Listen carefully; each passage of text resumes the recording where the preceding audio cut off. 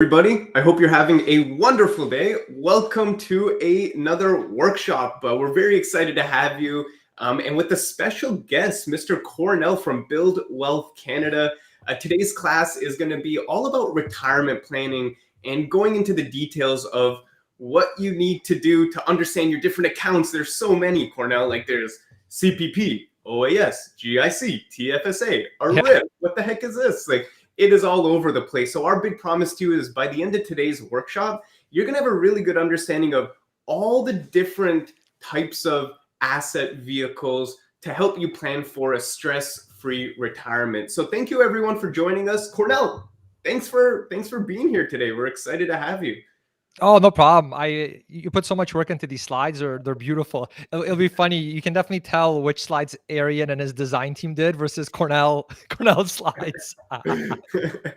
You love it. Well, Kornel's got all the he's got this great story. I can't wait for you to share that, Kornel, your personal experience going through some of these accounts. And we're excited for everyone to be here today. Let us know in the questions or the comment section where you're listening in from and how the weather is. You can also share what beverage you're drinking.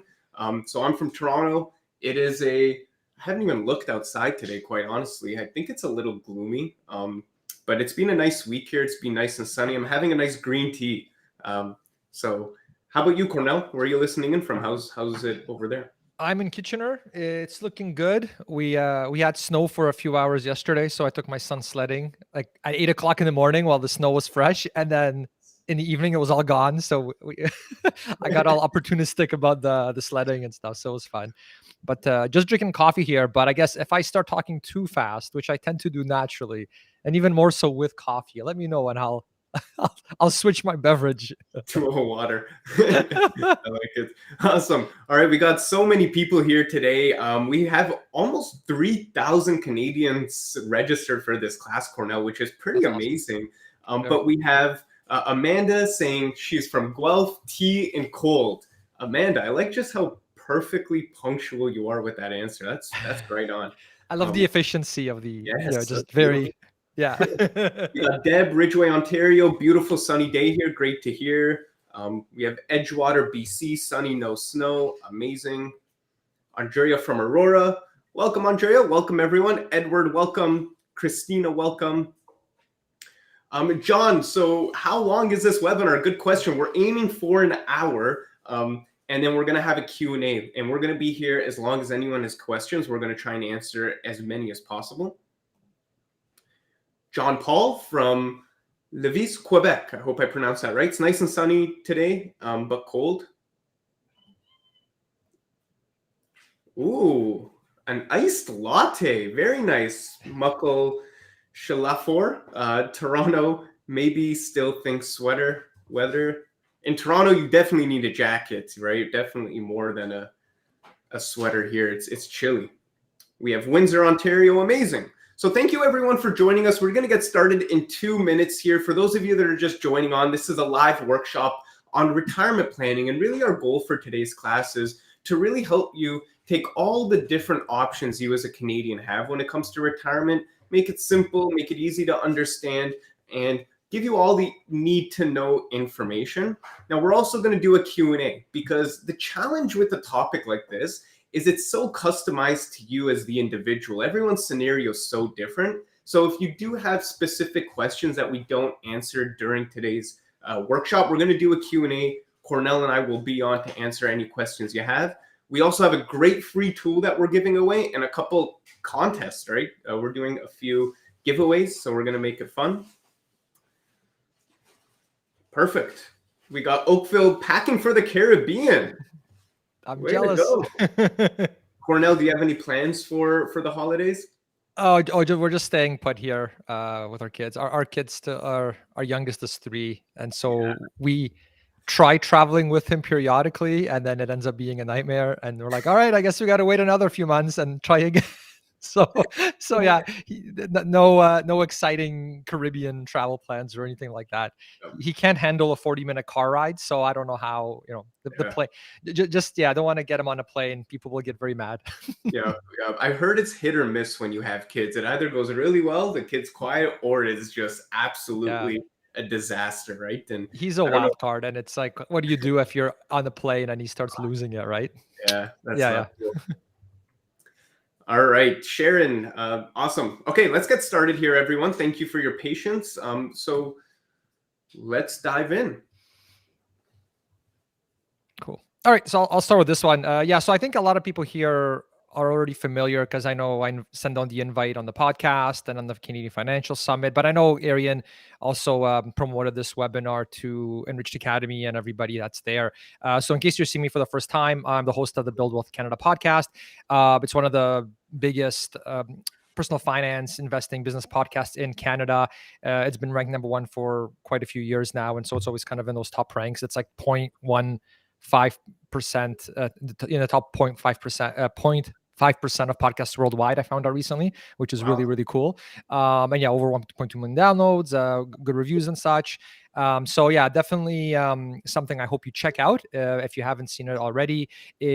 Sort of the big thing here is that it's specifically for Canadians. So there's a lot of great American content out there that's fun to learn from. But I found myself always wondering, well, okay, well, does this apply to us? They're talking about Roth IRAs and their tax system. Obviously, ours here in Canada is a lot different, and so you don't want to make decisions based on the US podcast, for example, because those don't necessarily apply to us. Some do, but some don't. So then how do you decide? So this is really bringing on some of the top experts in Canada so that you can learn about how to optimize your investments, lower your fees.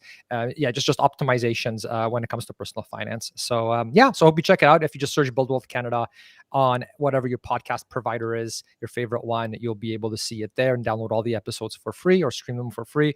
And then buildwealthcanada.ca is the actual site. So you can also go there and download all the episodes if you prefer to do it that way and check out the content. So that's it for that slide. And then I also host the Canadian Financial Summit. I'm the co-host there. And so that is similar to kind of what you're watching here today and what you see on the podcast, really sharing best practices from some of Canada's top personal finance experts. It's free to attend. It's fully online, so you don't have to travel anywhere or book a hotel or anything like that. We are having, it's an annual event. And so the next one is September the 22nd. And you can actually get free tickets at the link you see on the slide. So if you go to buildwealthcanada.ca/summit, that will take you to a page and you can enter your email there. And then when the tickets become available, I'll basically email them to you for free and you'll be able to access all the talks. So we had over 30 talks last year. Arian was there speaking. A lot of his team was there speaking. Really the top people in Canada in the space were there. And it's great. I mean, a lot of them bring presentations and what they've been working on their research, and you can really learn to optimize your finances even more. So it's awesome. It's free. And yeah, I hope you check it out. Awesome. Thanks, Kornel. So a little bit about myself. I'm the VP of Enriched Academy. I've actually been with the company for 8 years. And so I started working there when I was 2 years old, and it's been great. I'm a big financial literacy advocate. I think everyone at Enriched Academy is. This company started because we were kind of scratching our heads wondering, why do they never teach financial literacy in schools? Why don't governments really support Canadians? So we created this program to really help Canadians out, and we're the leading financial wellness company in Canada. So some of our educational partners, if you could see here, we've partnered with some of the top educational institutions in the country. Our biggest partnership is with the government of Alberta, which they have actually rolled this out to all their high school students, which is 150,000 high school students. Don't you wish you learned about this in high school? And that's what we're excited about. Toronto District School Board, York Region District School Board, PEI, which is really exciting. We also work with a lot of companies because they're starting to realize the importance of financial wellness for their people. So one of our newest partnerships is with the National Police Federation. This is 20,000 RCMP members that earn a good income, but we're never taught how to manage it. So we work with a lot of companies like that, the Canadian Football League, the Ontario Chiropractic Association, Remax Royal LePage. So we're all about financial literacy and financial wellness for Canadians. We see it as a big challenge, and we want to be a part of the solution. And we partner with people like Kornel and other organizations that are proactive. They're like, you know what, enough is enough. We got to help Canadians better their financial future. And it starts with education and knowledge. So that is exciting. So what are we going to discuss today? Learning objectives. Number one, finding out the critical personal finance numbers you need to be aware of to retire quicker. Find out how your pension works, how to use it for retirement. If you have an employment pension, you need to know that. Other investment options for generating passive income. There's so many, right? Learn how to create a concrete retirement plan for financial certainty.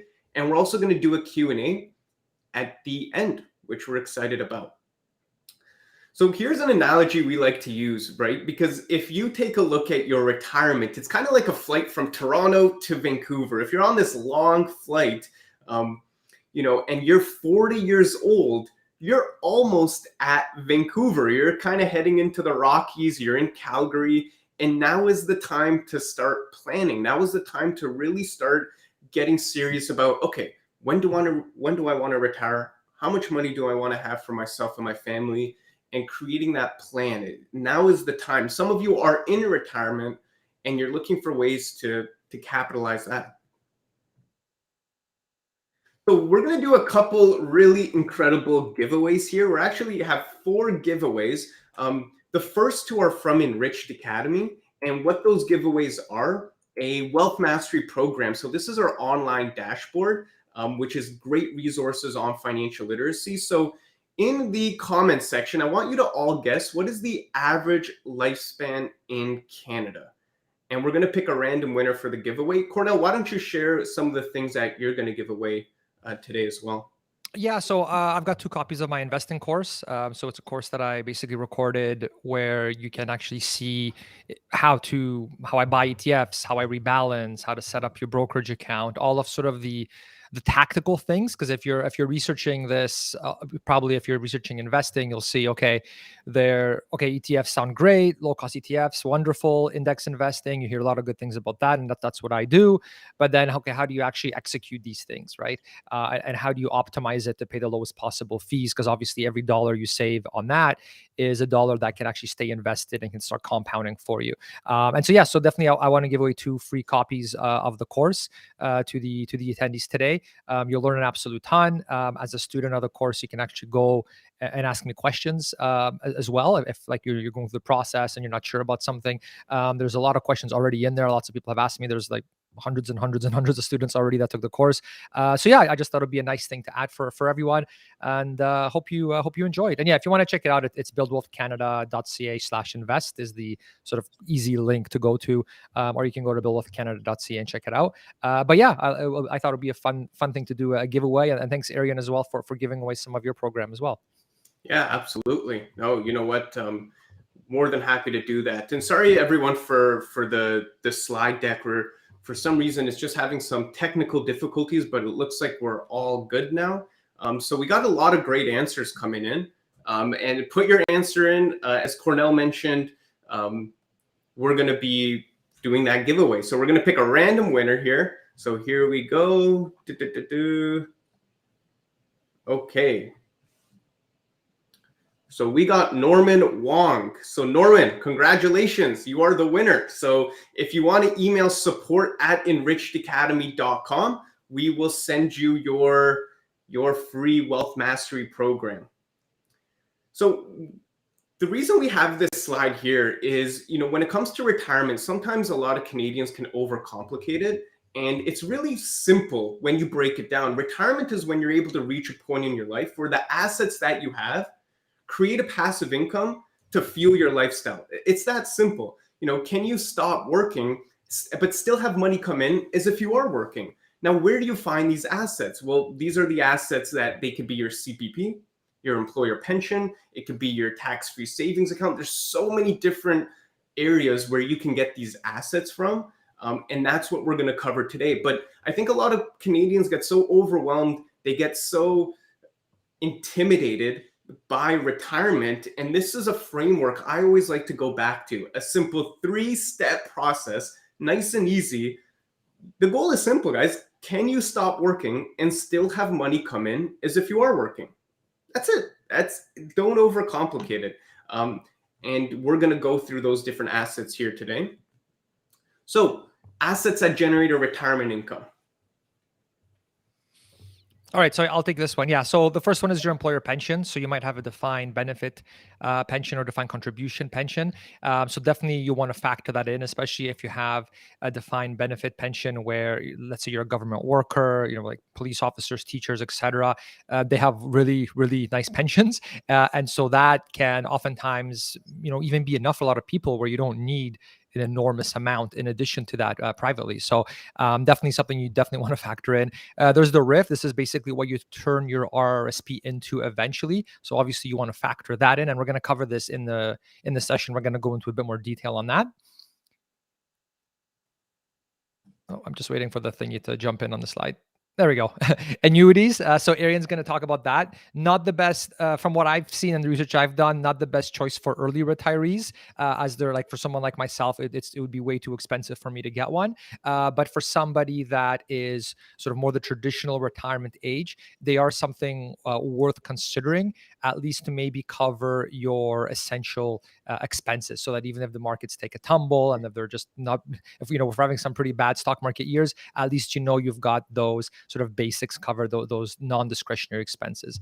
Then we got CPP and OAS. Of course, we're going to talk about that. The sort of two main, I would say, government benefits that you get as you get older. And then, of course, side income. So I know Arian talked about, passive income, and that's kind of the goal. But the reality is, especially from all the research I've done and just kind of going through the whole retirement thing myself, is that a lot of people that retire, whether early retired or traditional retiree, do actually do some sort of side income, so some sort of side job. Maybe they need the money, maybe they don't, but they just kind of enjoy it because there's a lot of extra benefits you get when you are doing some sort of productive work, whether it's, to keep your mind sharp, to learn new skills, things of that nature, social interaction, things of that sort. Then there's GIS. So this is more for the lower income individuals to give them an extra little bit of help. So you do want to factor that in. And the dividend and real estate income, of course, you want to factor that in too. And selling off investments in TFSA and taxable accounts. So obviously there's the RRSP, but that gets converted to a RRIF. But then sort of the other piece is, okay, you still got your TFSA, you may have investments in your taxable accounts as well. And so you, of course, want to factor that in. And Arian's going to talk about later, he actually, him and the team created an actual spreadsheet where all of these different things are listed, and you can actually enter data for the different sources, and then also your expenses, and then you can kind of see what your cash flow is going to be in retirement. One thing I want to mention real quick about this one, because I see this a lot, is people get really, it's a very subject that's kind of sensitive because some people get really passionate about it, and that is in regards to living off your dividends. So I've definitely spoken to quite a few people where they tell me their goal is to just, in retirement, they just want to live off their dividends. And when they ask me about investments, it's all about the dividends and dividends.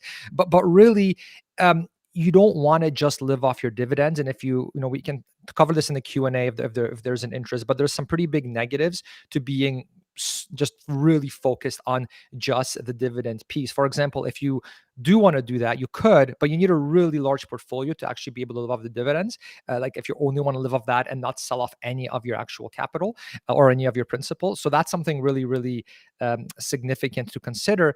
And also, let's say you're 90 and you lived off your dividends your entire retirement, and then maybe you have like a multi-million-dollar portfolio, and you're just going to leave that when you die because you didn't bother dipping into the principal. You could have spent that money on your grandkids, on vacations, on charity, things of that nature. So that's just one thing that really kind of jumps out at me, because I see that sort of being a common thing where people just, because everyone likes the idea of being able to get money and not have to dig into your principal, right? I mean, it sounds great, but as you get older, you actually really do want to dig into your principal, because you're just going to end up with a giant portfolio near the end, and it's better that you actually found a way to allocate that money. So that's all I'll say about that, because we're going to dive into a lot of these in a lot more detail in the next few slides. Awesome. Thanks for that, Kornel. And the top 2 activities to retire happy. This is a great starting point for those that are just starting to plan for the retirement. Number 1 is write down your financial freedom numbers. Depending on where you are, there's different numbers that you're going to have. And financial freedom is the ultimate goal, where you can live your dream life without compromise. But you're not going to get there overnight. You got to start small. And one of my favorite numbers to start with is financial security. Like, what are the basic necessities for you and your family? You got your rent, your transportation, your utilities. How much do you need to survive? And start there. And then once you hit that, then you celebrate. You're like, yes, I hit that first number. Now, how do I get to the next one? And then the ultimate goal is, again, to live the life that you want without worrying about your money. I love this Abraham Lincoln quote. He says, the best way to predict the future is to create it. And it's so, so true. Now, think of your retirement like a marathon, right? What is your number? Do any of you know what your number is? Let me know in the comments section. You could put your number down below, or you could just put in, yes or no. Do you know what your number is? Now, this isn't going to be exact, but you should have an idea like, okay, I need to hit $5 million assets, and then that's my number, or 2 million, or 3 million. This is a good place to start. Okay, so great job. Colin says 2 million, 2 million. Got a lot of 2 million. 4 million. Okay, a lot of people know their number. Most of you don't as well, though. It's probably 50-50 here. 10 million, Kevin McKay says.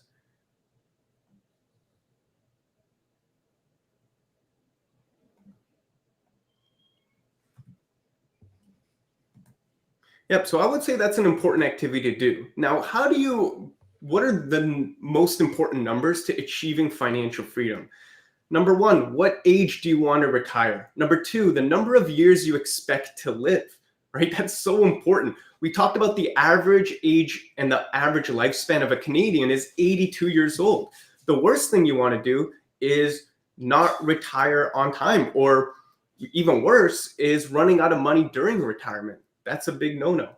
How much are you currently saving each year? That's another important number to know.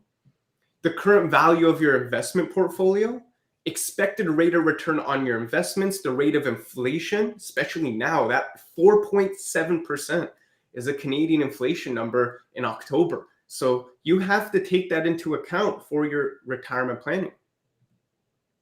And your desired annual financial freedom income. So this is a good place to start. I would maybe take a picture of this slide or take a screenshot so that you have these and you start going through these numbers one by one. This will help create this picture for you and your family. And other income during retirement. All right, so sustainable retirement withdrawals. This is a very big one, probably one of the biggest questions I think that people ask when it comes to retirement. So in other words, how much can you withdraw each year and actually not run out of money? And so this is a very complex subject, and a big reason why it's so difficult to figure this out, and the reason why there is no one sort of perfect answer, is that different people have different risk tolerances. And also, of course, the markets are volatile, as we all know. So it's not like we can just put all our money in a GIC and just live off that. That's usually not realistic, because inflation is going to eat away at that, and we're actually potentially losing money long term. And so, yeah, but there's a few different ways to approach it, a few different lenses that I like to look at it. So to kick things off, kind of my favorite way to view this problem in terms of actual things that you can implement when planning this out, is to first look at the two extremes.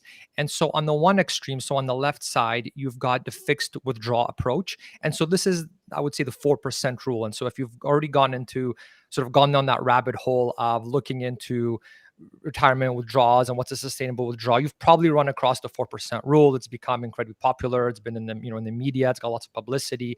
So that's kind of on the one end. And I'm going to give the definition of that just so that we're kind of all on the same page, because different people, I define it differently depending where they read their information. So we're going to do that. I'll give an example and I'll cover some pros and cons of that. And then on the other end of the spectrum, we've got the variable percentage withdrawal. And so here, every year, how much you're actually going to withdraw from your portfolio will fluctuate. So with the typical 4% rule, when it's fixed, it's the same amount every year plus inflation. With the variable percentage withdrawal, that amount actually varies year to year. And so these are two very different approaches. Again, we're going to go over the definitions, example, pros and cons of each one. And then think of this as a spectrum, right? So the 4% rule is on the one end, variable percentage withdrawals on the other end. But a lot of people, I would argue, will probably end up somewhere in the middle, right? So think about that, and then let's go to the next slide, and I'll dive into a little bit more detail on each of these.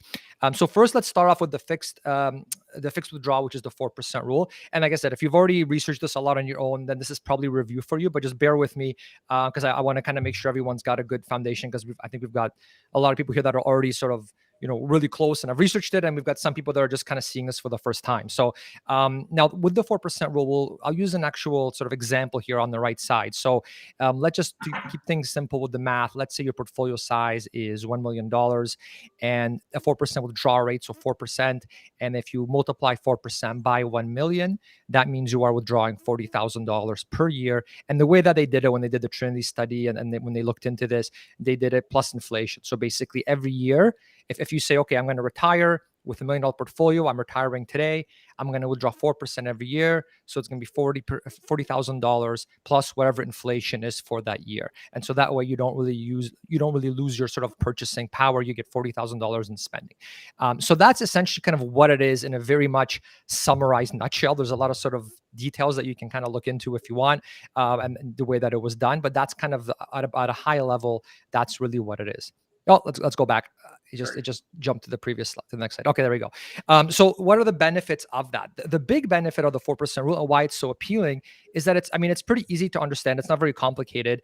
And what's really nice is that it's really easy to plan around and figure it out, right? So if I know that I can withdraw, let's say $40,000 every year plus inflation for life, that's great. I can plan things out. If hopefully you're tracking your spending as well. And so if you're thinking, okay, maybe I want to take a Europe trip. Okay, how much have I spent so far? My max is 40,000. And then you can kind of use that to gauge your spending and plan things out, right? So very, very appealing for it because of the sort of that static number. But the big problem with it, and the reason that I don't really fully subscribe to it, is what if your portfolio keeps growing? So markets do tend to grow more than 4% per year on average, right? Like for example, if you're a very high equity investor, the number that I like to use is 8%. And so, okay, if on average my portfolio, because I have a high equity allocation, if I'm growing 8% on average long term, and I'm only taking out 4, then actually your portfolio is going to be growing over time. And really in retirement, what in theory is supposed to happen is you're supposed to be drawing down on your portfolio so that when you die, your portfolio is, close to zero, right? So you've spent or allocated all that money at some point. And then the other sort of big question is, what if you actually have a good year?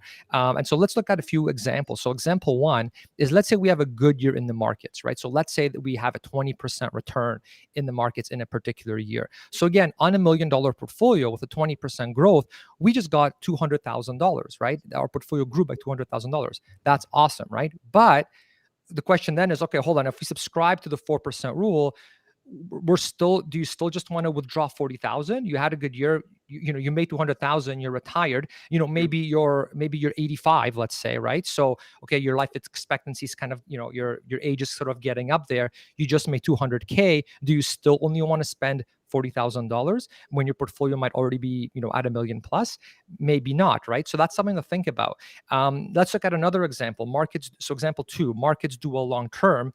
And let's say now you have $5 million, right? So in that scenario, think again, do you still only want to withdraw $40,000 plus inflation? So again, let's assume you're 85, 90, let's say, and you've got a $5 million portfolio, adjusted for inflation. Do you still only want to withdraw $40,000 plus inflation? That sounds almost a little silly, right? Because you're like, well, I have all this money. The chances of me passing away within the next few years are relatively high. So I probably want to allocate that money, somehow. Now, obviously, there's some caveats. Like some people want to leave a big amount to their kids. Maybe you want to leave a whole bunch to charity, and that's fine. But my whole kind of point here is that you probably want to plan for that before you die, right? So before you pass away, if you want to donate a lot to charity, if you want to give away to your kids, you kind of already have that figured out. You don't want to be in a scenario where you pass away and it's like, oh, there's an extra $5 million sitting around that my kids get to deal with now. That seems a little inefficient to me personally, right? Because you could have taken that and said, okay, I'm going to take some more trips with my grandkids. I could donate some more to charity. I could, do different kind of things, right? So ideally, you want that amount to be as close to zero, or at least you want everything allocated. And so again, the major negative is that more often than not, you basically end up dying with a large portfolio. So if you actually again, go down the rabbit hole, you look online, you do the research. In a majority of the scenarios, and a lot of the scenarios, depending how the markets do, if you're looking at long-term averages, your portfolio is actually going to be growing. So this 4% is really just to protect you in case you get really, really unlucky. And so to me, that's kind of inefficient, right? Because again, you could have spent on a family, self, or charity. And again, my big point here is that, in my opinion, following the 4% rule too closely, it's too conservative because you're not taking advantage of good markets, like in the examples that I just gave. So that's kind of one thing that you really want to think about. And I'm not like criticizing if someone wants to follow it, because again, it's a personal preference thing. Different people have different comfort levels, but it's more so just be aware of the negatives and of the limitations, because again, you may have to pivot down the road if the markets are doing really bad or really good, or your portfolio is growing.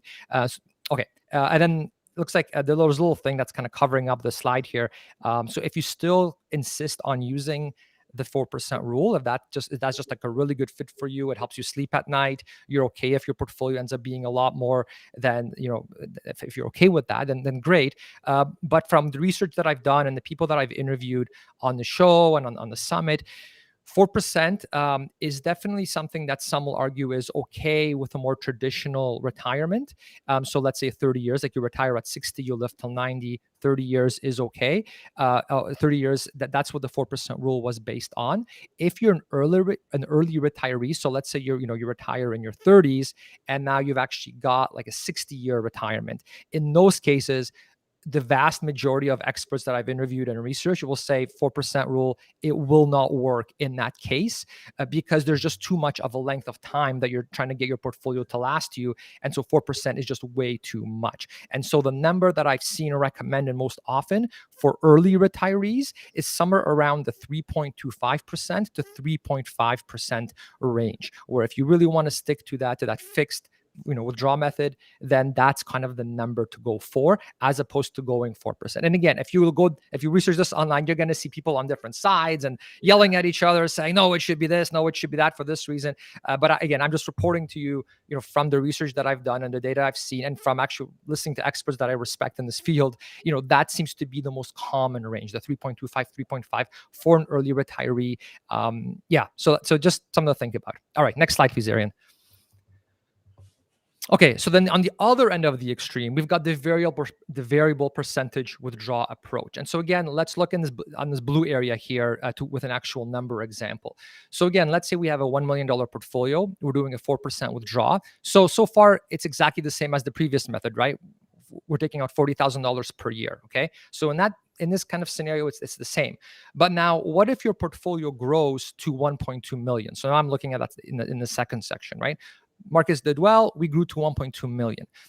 Well, with this approach, you're taking 4% variable, you're taking the 4% variable withdrawal rate. And I'm bolding variable here because what you're doing now is you're saying 4% times 1.2 million, which equals 48,000, right? So you can see there's a big difference here between the fixed approach, where we're just doing 40K plus inflation every year, no matter what.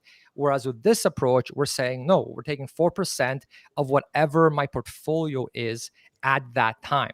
Okay, so in this case, it's 48,000. So that's awesome because in this scenario, the markets did well. So you can actually withdraw more. You get to withdraw 48,000 this year instead of 40,000 because the markets did well. You can go on an extra vacation, whatever the case may be, donate it to charity, whatever you'd like to do. But it goes both ways, right? Let's say, conversely, the markets had a pretty bad year and your portfolio dropped to $700,000, right? And so again, we're using the 4% variable approach here. And so 4% of 700,000 is $28,000. So you can see in this case, we now have a lot less spending that we can do in that particular year.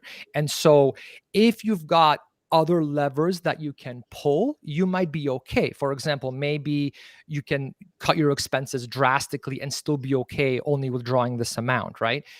Maybe you can move to another country where the cost of living is a lot less. Maybe you've got some side income that you can do. Maybe, you can be a consultant, make some extra money. And so on those really bad years where the markets are doing horrible, you've got these other levers that you can pull so that you're not withdrawing more, than you can really with this particular approach. Okay.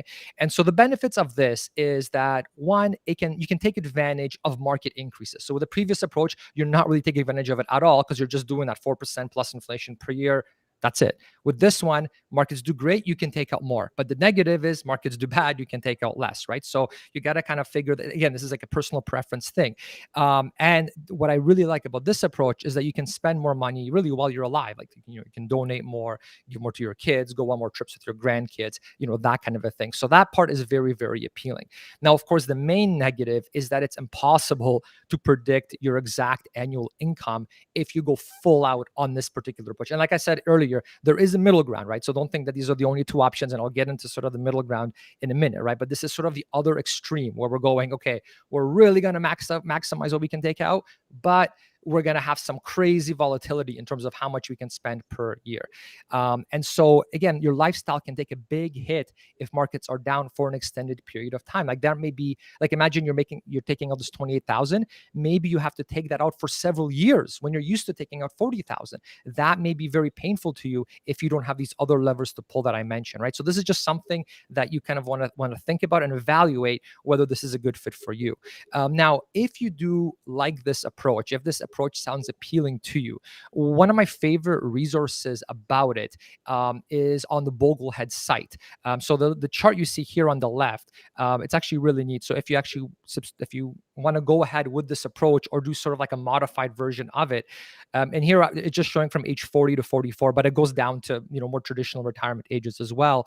And you can see based on different allocations, like we see 70% stocks, 30% bonds. If you're 40, they're actually, when they did the math, they're saying you can actually take out 4.3% of your portfolio, right? Which might sound crazy. Well, that's more than the 4% rule, and you're only 40. That sounds crazy, right? Well, but it's not, because again, it's a variable percentage withdrawal, right? So it's a 4.3% of whatever your portfolio is at that time. Now, if you want this resource, basically the easiest way to find it is just go to Google, and I have it here on the bottom right. Just Google variable percentage withdrawal Bogleheads.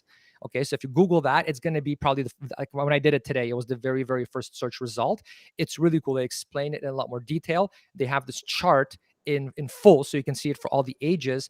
And I'm a big spreadsheet nerd, so what I love about it is you can actually download a spreadsheet where they actually have like historical data from the markets and things like that, and you can see how they crunch those numbers, how they got to that, and you can see for your specific age what the variable percentage withdrawal amount is depending how old you are. So I love that because it's very, very practical, because you can actually see it, you can see their data, and you can say, oh, okay, if I'm 40, it doesn't go lower than 40, unfortunately. So, but if you're early retired 40, awesome. So you check it out, and you can see how much you're able to take out based on the different allocations. The thing that's covered up here, oh, there we go, it just disappeared on the bottom left. It's just the raw link, like the source link, but you're not going to type that out anyway. Just Google variable percentage withdrawal Bogleheads, and you'll check it out and read it.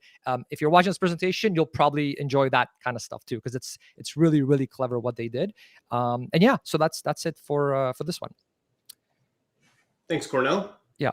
All right. And so the middle ground, let's talk about that, right? So I just gave you the two sort of different extremes, right? One's extremely fixed, but you get that awesome stability year to year. The other one is a variable where you really get to take advantage of good markets and take advantage of the extra money that you've earned when the markets are great. But you got to be willing to potentially deal with some pretty gut-wrenching market drops where your income just plummets for the year because the markets are doing bad, right? So again, not for everyone, and most people will not subscribe to that, and most people will not subscribe to the pure 4% rule either, right? Because the negatives are so significant. So a lot of people, I think, will end up somewhere in the middle, and it took me a while myself to sort of figure out what makes me comfortable, what makes me not have anxiety about all this. It's a very sort of personal thing. One book that I really liked that explains these sort of ways to do it sort of in that middle area is by Wade Pfau. It's called How Much Can I Spend in Retirement? A Guide to, and so this is the picture of the book. If you just, I'm not affiliated with them or anything like that. It's just, I'm a big fan of what he did. He put a lot of work into it. It's fantastic. He actually goes over the different strategies that you can do for withdrawal. There's actually so many of them that exist. And he kind of took the ones that he thinks are the top ones, and he ran some data on them, did some analysis on them. And so again, there is no like one silver bullet solution where I'm going to tell you, yes, do X and that everything will be perfect for you. Because again, it's very situational. But with this book, what I really liked is it's like, okay, you got the 4% rule, you got that. Okay, that's an option. You've got the full, Bogleheads, variable percentage withdrawal method. Okay, that's an option. And then you read this book, and I forgot how many different methods there are, but you look through those, and then I think based on what he's talking about, based on the two extremes, you can figure out what is a good fit for you, right? Because on the one end, there's the mathematical side, but there's also the emotional side, right? So the math may say one thing, but if you're waking up at night stressed out when the markets fell 30% or whatever when COVID happened, let's say, right? Then maybe the strategy wasn't that good for you because you're having trouble dealing with the anxiety of it, right? So there's always sort of that mathematical component, and then there's like the human, can you actually sleep at night and not be stressed out over your investments all the time component, right? So I'm hoping by giving you those two extremes and suggesting this book to you, it'll help you sort of on your journey of figuring out which approach is right for you, or maybe you take pieces from each and you've got a bit of like a hybrid that you put together. So that's all I wanted to say about that. But yeah, definitely feel free to ask. Hopefully I presented that okay. Feel free to ask me in the Q&A after if something was unclear. It's my first time presenting this particular thing, so hopefully you liked it. So to give you some like real life examples, so I like using sort of the feedback I've gotten from the podcast is people like it when I sort of use myself as a case study and say, well, what did I actually do? And again, I'm not saying my way is the best, but it's a good fit for me. And so I'm happy to share that with you. And again, I just gave you some other resources you can do to figure it out for yourself. So now that we kind of covered the theory, so to speak, what do I actually do practically speaking? So me personally, I really like the 4+% variable percentage withdrawal. So the Bogleheads that I talked about, like I'm under 40. So, like we saw the math, right? It's a bit over 4%. So I actually really like that approach. And so I like to follow that and then adjust it with age. So as you get older, you can actually take out potentially more. So I like that. But like I said, the big negative of that is you're going to get crazy income fluctuations year to year. And so the way that I psychologically have stomach it personally to make it so I can sleep okay at night is I aim for a 2-year safety cushion. And the reason I chose 2 years is because if you look at the stats, the historical market performance and crashes and recoveries and depressions, most crashes recover within 2 years. There's no guarantees, in the stock market. We don't know for sure. When we had like 2008, depending on what data you look at, it was like 5 years, right? So in really bad scenarios like 2008, it may take 5, but most crashes like COVID obviously have recovered very quickly, more than most people expected, right? But 2 years is kind of the number that you'll see, where okay, if you're willing to sort of play the odds a bit, 2 years is reasonable for me personally, right? If that gives you anxiety, then again you may want to up that number so you have a bigger year cash cushion. However, keep in mind that every dollar that you have in like a high interest savings account or a GIC or whatever, that's a dollar that's not invested in equities. And so that's $1 that, could be compounding in equities over time and could potentially really grow your net worth over time, right? So again, there's always that trade-off, right? Is do you want that extra safety, security, peace of mind?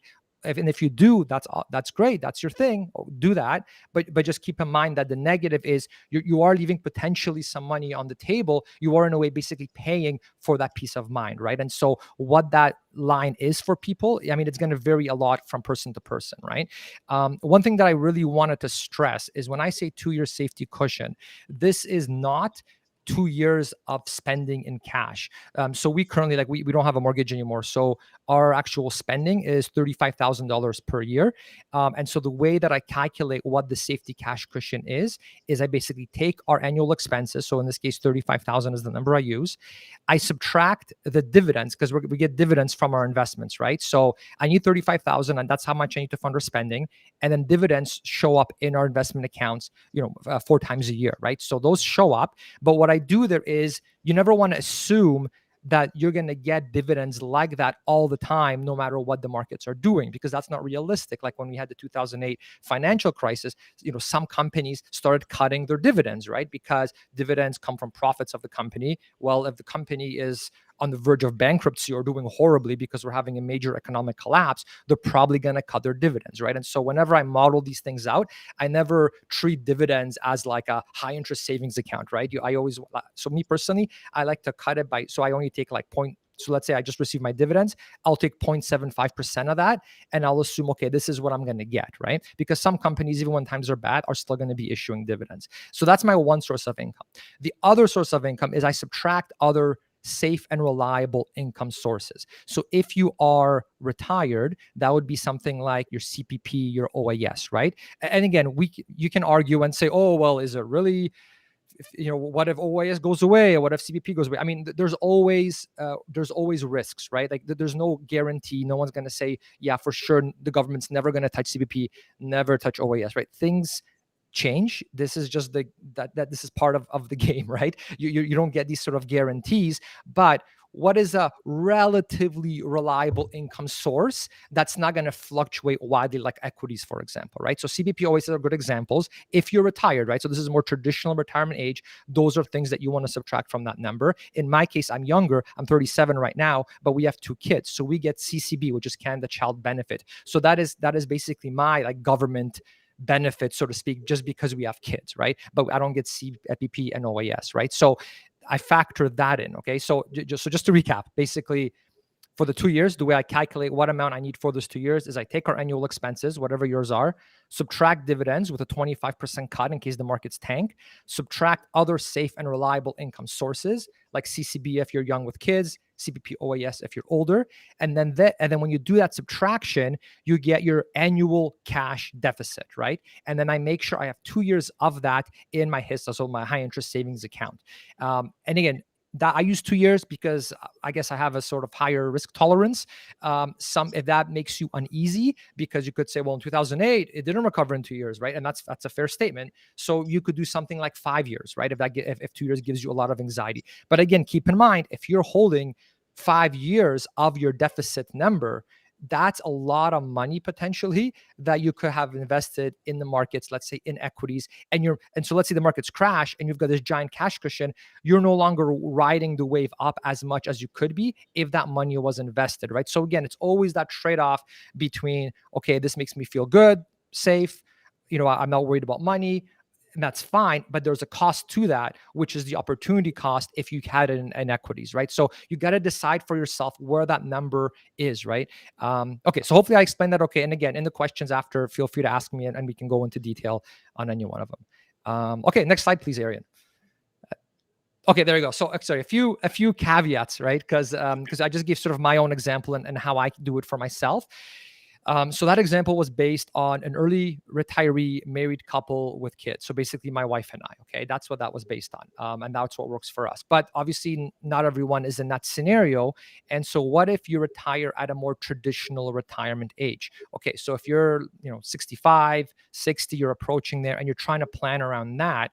Okay, so you probably will not get CCB, which is the Canada Child Benefit, which is what I get, right? Because your kid, even if you had kids, they're probably, adults now, you're not getting that money from the government anymore. Okay, so too bad about that. But your traditional retirement age, so you're getting CPP OAS, right? So like Arian mentioned earlier in the slides, you really want to factor that in. Okay, so that's scenario one. Now, what if you want to retire early, but you have no kids, right? What if you're attending this webinar and that's your situation, right? So you want to retire in your 40s, 50s, whatever, and you have no kids. So unfortunately for you, you don't really get any major government benefits. You're not going to get Canada Child Benefit because you don't have kids. You're too young to get CPP OAS.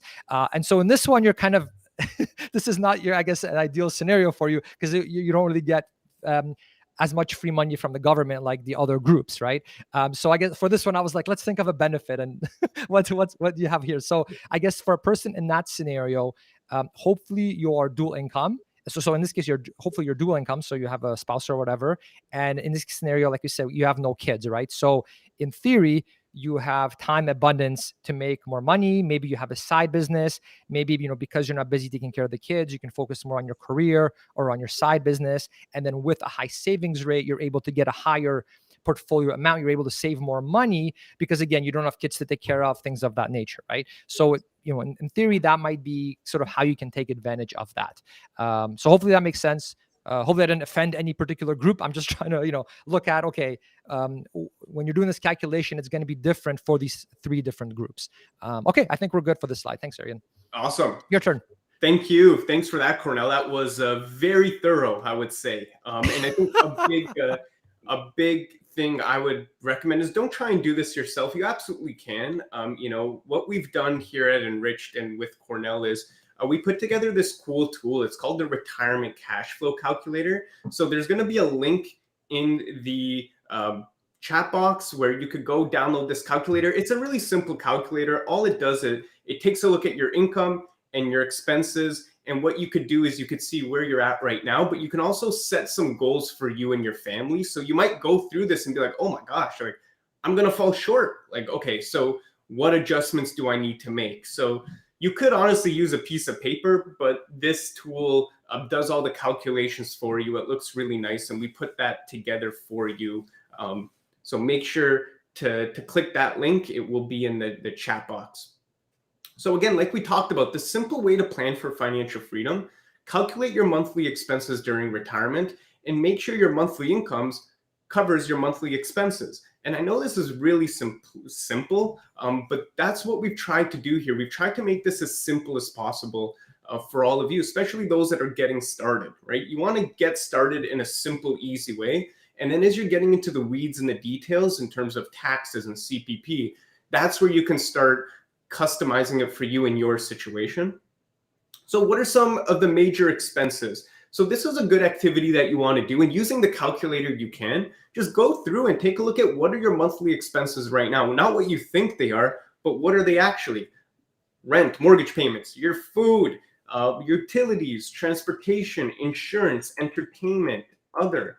So in this example, this person's maximum goal is $10,000, right?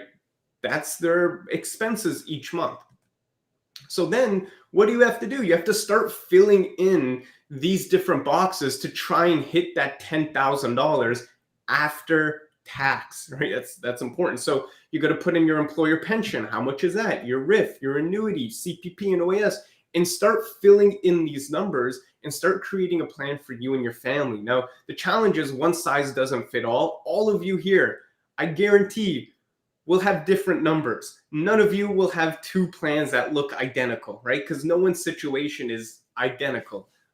So this is really customized to you and your family and what your situation is. So here's another contest giveaway. We're going to give away Kornel's program here. And you don't have to have the right answer here, but just let us know how much money do you think you need each month to retire. So put your answers in the comments section. How much money do you think you need each month to retire? And you can't put your answer more than once. If you do, we're not going to give it away, because we saw some people just spamming it last time. So just one answer.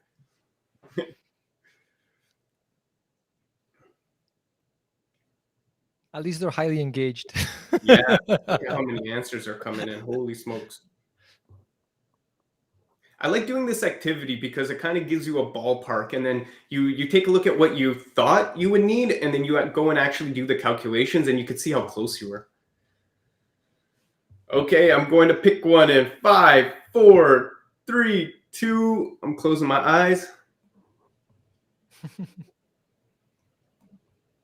Oh, it's going too fast, actually. I can't even pick one. There we go.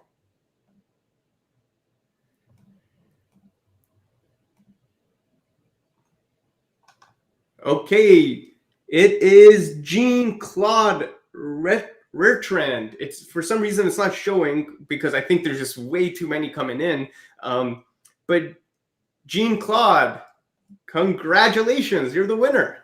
Awesome. So way to go, and thank you everyone for putting in your answers. Thank you very much. Gene, so if you want to email me, my name is going to show up underneath my video here.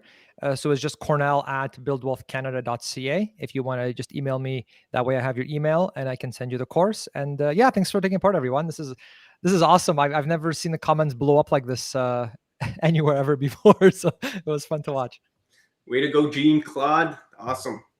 All right, let's keep going here. So again, like we talked about before, let's say your goal is 6,000. You're just going to fill in those numbers, right? Write those down. Use the calculator. It'll help you out. And one of my favorite quotes is, if you fail to plan, you're planning to fail. And the best thing that you could do for you and your family in your future is start. Even if you don't want to use a calculator, just use a pen and paper and just start putting that plan for you and your family. There's so many studies that show when you get things on paper, when you get things out of your head and on a spreadsheet or on paper, they just manifest themselves a lot better than if you have them in your head with the 70,000 other thoughts you have every single day. So let's talk about your different options for retirement income and go into detail on these different ones. So how many knew you have to take money out of your RSP at 71? In the comment section, put in yes or no. Did you know you have to take money out of your RSP at the age of 71?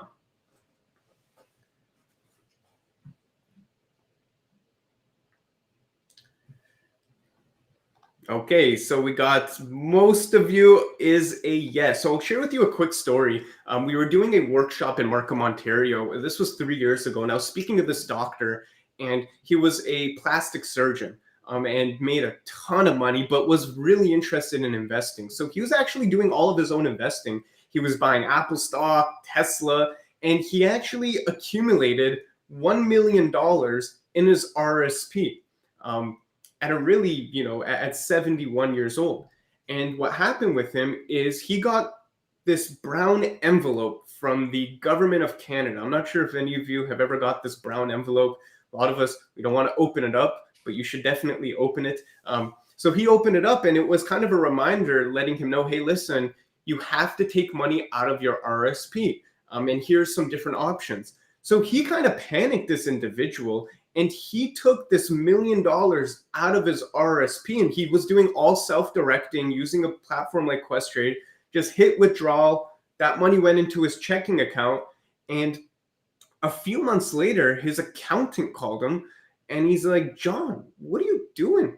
And he's like, what happened? He's like, why did you take this money out of your RSP? And he's like, well, I got a letter from the CRA. And what happened to this individual is, at the time when this was the tax brackets, that $1 million was actually only $465,000. So he had to pay $535,000 in income tax, right? And he was already a high income earner, so that just killed him. And it was interesting because this is a very successful investor, did all his own investing, but when it came to retirement planning, he didn't do this one thing properly, and that threw things off for him and his family. So here is the graphic that we've designed for you. Our graphic designer was up all night creating this so that they could let you know, don't do that. Don't take money out of your RSP without a plan, right? And understand you're going to be paying taxes on it. And once you understand that, then you could get really smart with how you take that money out. At what age, maybe during years that you don't have a high income, you take that money out. So there's a lot of different things that you can do, but don't take it out. So the big two that we're going to talk about, there are others, and hopefully in the Q&A we could talk about them. But number one is a registered retirement income fund, and number two is an annuity. So let's talk about the RRIF, the key elements of a registered retirement income fund. And the best way to think of it is like these marathons and these kind of like these races that you see with the baton. What happens is the RSP is running most of the race when you're 30 years old to 71. But at the age of 71, you're going to have this handoff. And that RSP is going to turn into a RRIF, right? So that's what happens at the age of 71. Those very important things that you need to know, which we're going to get into. So setting up your RRIF, how do you do it? 3 simple steps. You want to open up your RRIF with the financial institution that you're currently banking with. It's really easy. You call them, you set it up. It's like setting up any other registered account, and get that set up the sooner the better. And we're going to talk about different ages and what's the earliest age that you could take that money out, things along those lines. Transfer your RSP to your RRIF, right? This is an important step because I'm not saying to withdraw your money from your RSP and then put it into your RRIF, right? This is a transfer from your RSP into a RRIF. We've actually seen Canadians that take that money out of their RSP and then they put it into the RRIF, which you're going to pay income tax on that money that you take out. And then you could decide if you want to do your self-directed RRIF or a directed RRIF, right? It's similar to an RSP in the way that you can actually do some of your own investing inside these accounts, but there are some limitations. Or if this is something that you don't want to worry about in retirement, you could get a financial institution to manage this for you. So you're like, I don't need to worry about this. So investing through your RRIF. All right, yes, I can tackle this one. One thing that you said, Arian, that really reminded me about something when you talked about transferring, right? How you're going from RSP to RRIF. You're not taking from the RSP, putting it in your like checking account or something, and then putting it into RRIF, right? Because then the government's going to see that and be like, oh, you took all the money out of your RSP, and then you're going to get hit with a really big tax bill. So that's a really key point, like you mentioned. One other somewhat similar thing that I always like to caution people of is if you are switching brokers, so let's say you're with a certain bank or whatever, you have your RSP with them, and then you, let's say, learn about ETFs and you want to become, I see this a lot with people that switch from, let's say, high fee mutual funds, and then they're like, okay, I want to sign up to a discount brokerage and just buy index ETFs, save a lot of money on MERs, let's do it. It's critical in that case to transfer your TFSA to a TFSA at the new institution and your RRSP at the old institution to the RRSP at the new institution. So never just take the money out and put in like a checking account or taxable account, because if you do that, you could get a massive tax bill. In the case of the RRSP, in terms of the TFSA, it's different because you get a contribution from back, but then you've got to really be careful and manage it. It's a headache. So basically, just make sure when you're doing the transfer, you're going from RSP to RSP, from TFSA to TFSA. Don't do this like middle thing where you temporarily put it in your like taxable account, because it's going to be a nightmare and you may pay a giant tax bill in the case of the RRSP. So sort of off topic, but really you'll cry if it happens to you. So just worth mentioning, because it's an easy mistake to make, I think, for sure. Yeah, and some people are asking, Kornel, what's the minimum age? There is no minimum age. You can open up a RRIF as, whenever. Now, that's not the smartest thing to do, which we're going to talk about. And then the more technical term is it's a transfer in kind, right? So when you're speaking to your institution, just mention that you want to transfer in kind from your RSP to a RRIF. There's no taxes. It's just a transfer. So you should not pay any taxes for that transfer. You will be paying taxes when you take that money out of your RRIF. So go ahead, Kornel. Mm-hmm. Yeah, and what Arian means by in kind, in case you're kind of new to the terminology, basically, like let's say you had an ETF like XIC, let's say, right? You have that in your, I'm just using a random bank, like let's say TD, you have it in TD, and let's say you're switching over to Questrade, right? If you do in kind, then that means that XIC ETF that you own in TD is now going to be moved over to your account in Questrade, and it's going to stay as XIC. You're not liquidating that ETF, turning it into cash, and then cash shows up in your Questrade account. When you're doing in kind, it's just like a direct transfer, and that's what you want, right? Because you don't want to sell investments and then have to buy them back, because there's obviously transaction costs and things like that. There's like bid-ask spread, commissions, things of that nature, right? So that's the in kind thing is I would say pretty important. Yeah, no, thanks for mentioning that, Kornel. And yeah, just to further on that point, so if you're holding on to a Vanguard index fund in your RSP and you do a transfer in kind, you're going to be holding on to that same Vanguard fund in your RRIF. Right? That's right. It's not if you're transferring, you're not actually selling and rebuying, right? Which is important because there's transaction costs when you sell and then buy, right? So it's a way for you to bypass unnecessary fees. Like if you have like just ETFs, let's say, in another brokerage or bank, and you're transferring over to a new institution, it shouldn't really cost you anything. The bank that you're leaving may charge you something like an admin fee or whatever, but the institution that you're switching to will sometimes even pay that fee, like $100 or I don't know what they are, right? But because they obviously want your business, right? So that's something to look into as well if you are switching institutions. Somewhat off topic, but highly practical things that can save you money. So I thought it's worth mentioning because I see that quite a bit. Okay, so let's get back to RRIFs. So RRIFs, RRSP investments can be transferred directly to the RRIF account. So like Arian mentioned, you can just do a transfer over. You can decide on the investments in your RRIF, but again, you don't have to like pick all new investments or anything like that. You're probably going to be transferring in kind, and those investments the ones that were in your RRSP are now the same ones that are in your RRIF. You never actually sold them. You just transfer them over in kind. What may happen, practically speaking, is because if you're like let's say you're 71 or whatever around there, you're now you're turning your RRSP basically into a RRIF. What may happen is at that age, you might realize, well, okay, I'm actually older now. Maybe I need to have a little bit more in conservative funds, like maybe some people like to increase their bond allocation a bit, for example, as they get older, right? So that may be a good time to sort of evaluate, okay, maybe do I still want the equity allocation that I currently have, or do I want to go a little bit more conservative? So that's like a whole nother thing you'd have to research for yourself, and very situational and all that. But again, that's kind of like a good milestone, I guess you could say, where, okay, let's reevaluate your asset allocation, because maybe you do want to be a bit more conservative now. Okay, next point, please. And then investments grow tax-free. So in that way, it's like same as the RRSP, right? In the RRSP, you put in your money and it's basically growing tax-free, and you get taxed when you take it out, right? So same thing with the RRIF. They are still growing tax-free. When you eventually do take it out, that gets treated as regular income. So that's when the tax man wants his or her money at that point. But again, RRIFs are great because like an RRSP, right? It lets you defer the taxes, and so your investments are growing prior to getting taxed, right? So you get to take advantage of more compounding. So it's great, and you cannot contribute to your RRIF, right? So once you convert the RRSP to a RRIF, you can't top it up, let's say, with additional money. So that's something to remember as well. Next slide, please. Yep.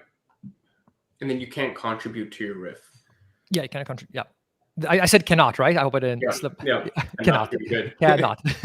I talk way too fast. The coffee did not help. All right. Taking income from your RRIF. The RRIF pays you a yearly minimum amount, and you can actually choose how often you want the money, like the different installments.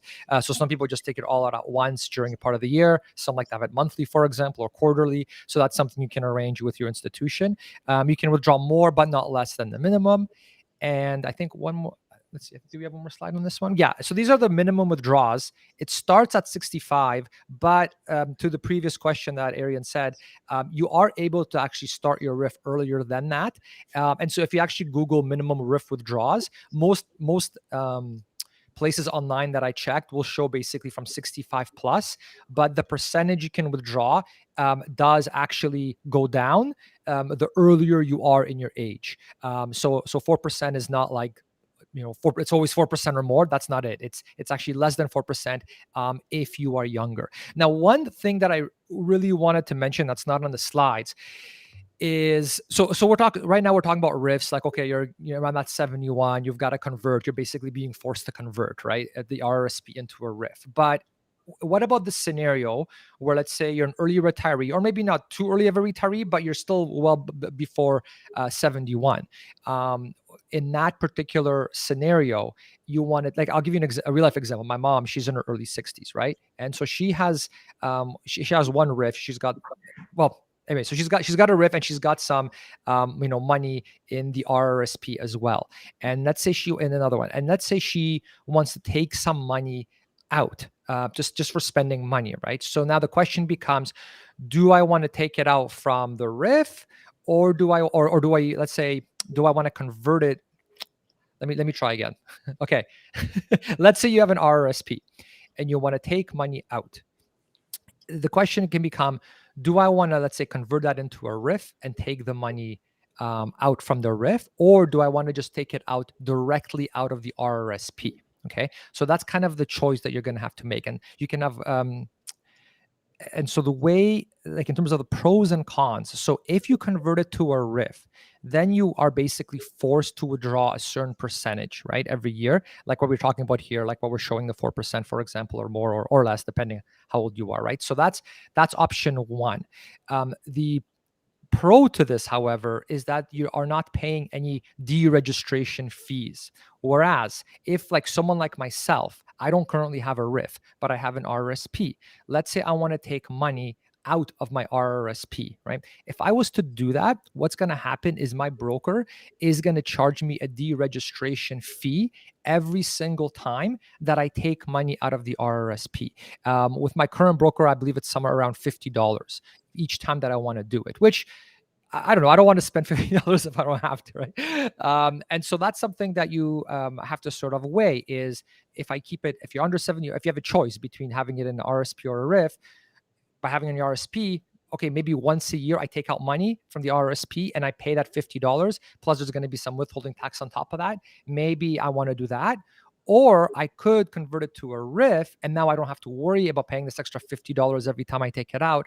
However, now I am being forced to withdraw a specific percentage every year. Whereas if it's my RSP, I'm not forced to take a percentage every year if I don't want to, right? And so those are kind of the pros and cons that you have to think, kind of which one do you prefer if you're a low enough age, like under the 71 age, where you can choose, do you want a RIF or do you want to keep it as an RRSP? I hope I explained that okay. And after we do the Q&A after, let me know if it's not clear. But that's something that's kind of annoying. So definitely with your broker, find out if they do charge a deregistration fee. I've talked to a few of them, and so far everyone that I've talked to do charge a deregistration fee if you take money out of your RRSP. So obviously, ideally, if you are going to do that route, take out money out of your RSP once a year. So you're only paying $50. You don't want to take out money like every quarter or every week because you're paying $50 each time that you're doing it. Okay. Hopefully I explained that okay. Let's move on. Yeah, you can do this part, Arian. Awesome. So a RRIF, keys to live by, no pun intended on that one. So base your RRIF withdrawals on the spouse's age to benefit from a lower minimum required withdrawal percentage. So if you are, let's say, 10 years older than your spouse, you can actually base these withdrawals on their age to take advantage of, instead of minimum 10%, 5-6% based on them. You don't have to wait until you're 71 to take this money out. You could do it sooner. And once you turn 65, you can actually claim $2,000 pension income tax credit. So basically what that means is you could take out $2,000 each year until you turn 71 if you're not using any other pension income, which I found really interesting because that's a good chunk of change that you could take out each year, but only if you have no other pension income. So if you do have a pension income, let's say you work at Canada Post or the government, you do not qualify for this. Option number 2, let's talk about annuities. This is a very, very popular strategy here in Canada and in the US. And there's a lot of debate on whether it's good or whether it's bad. So we'll share with you what they're all about. So very similar to a RRIF, at the age of 71, if you decide, hey, you know what? I don't want to put my money into a RRIF. I want to put my money into an annuity, right? At the age of 71, you can do that. It turns into an annuity. So imagine receiving consistent monthly payments from your annuity. You don't have to worry about how the market does. You don't have to worry about the stock market crashes. You give this insurance company a lump sum of money, and you can never check the markets again for the rest of your life. And you got your hands up like this guy with a bottle beside you, and you're just like, I don't have to worry about nothing. I'm getting monthly payments. You don't want to do the calculations on whether you're coming out ahead or not, because you most likely aren't.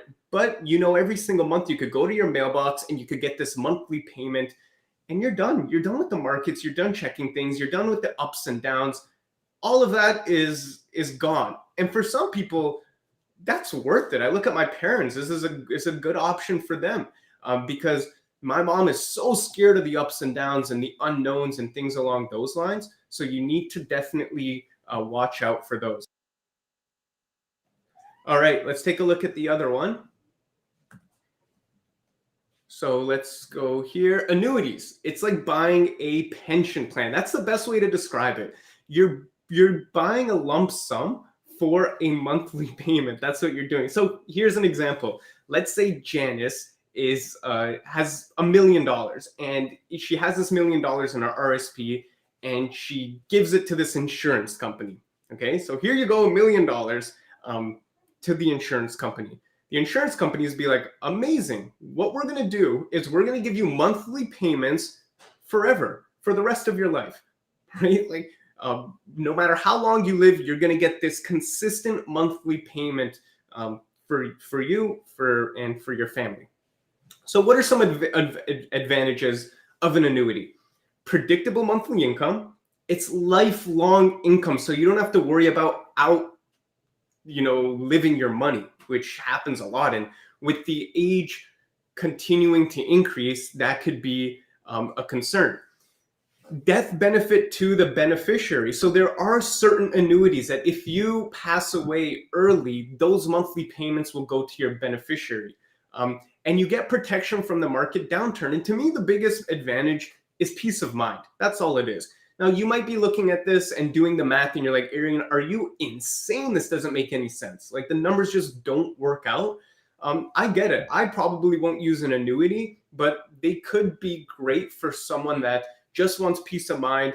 They don't want to worry about the markets. And you have to understand there's so many annuities. They're like mutual funds and ETFs. There's good ones that charge pretty manageable fees, but there's horrific ones that are just horrible, where there's no death benefit, crazy high fees. The math doesn't make sense. So you really got to see what's best for you. And another thing I'll say about annuity, it's what we're talking about here today. It's not like you have to use a RRIF or an annuity. It's either one or the other. No, you can have some RRIF, some annuity, and you could kind of mix and match, right? It's not you only have to stick to a RRIF and there is no other option, or you only have to stick with whatever that different investment vehicle is.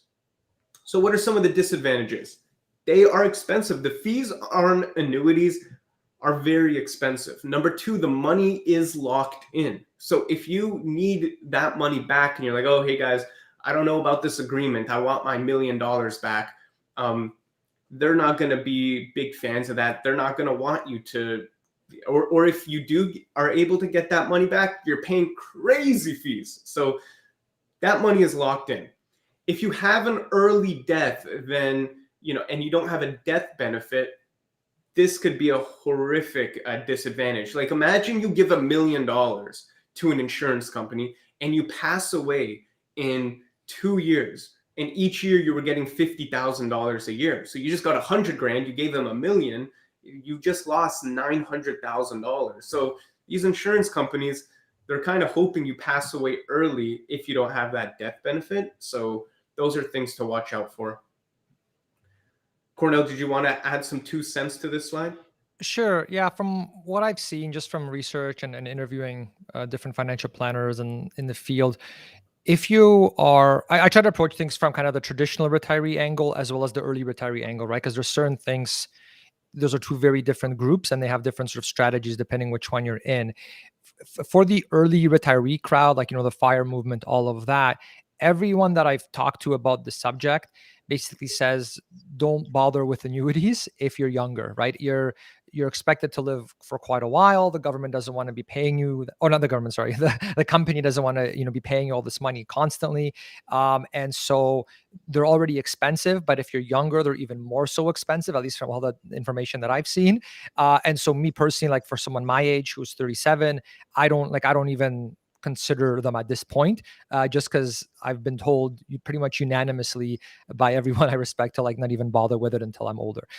For people that are in the more traditional retiree crowd or just older, because they are so expensive, one strategy that I've heard recommended before, like from someone that I actually, trust and respect, is you probably don't want to buy an annuity for the full amount for everything, right? For all of your spending every single year, because they are so expensive and there's complications. So instead, what some people will do is they'll buy an annuity, but only for the amount of their non-discretionary expenses, right? So you've got to really track your expenses well, figure out how much do I actually need to live on, like as a bare minimum, like no trips, no recreation, like just purely just food on the table, that kind of a thing, right?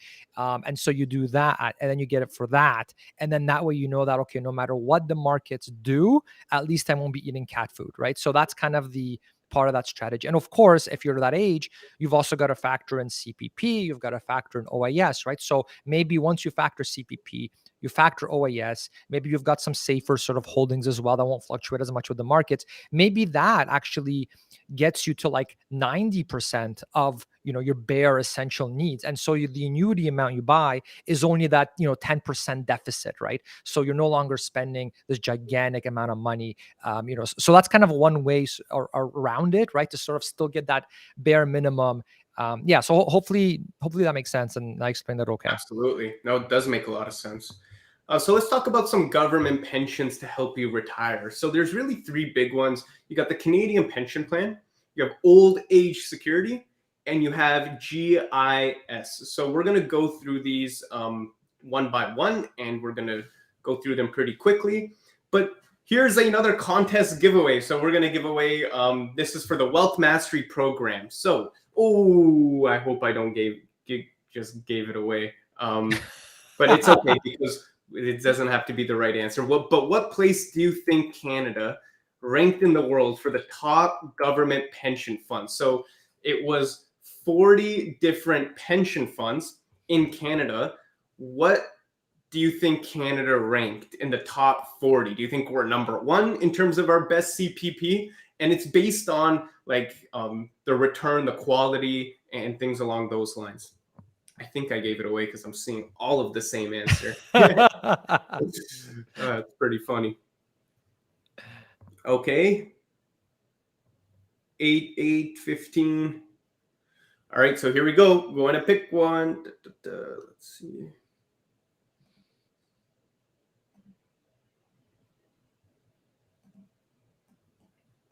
It's going too fast right now. I can't pick one.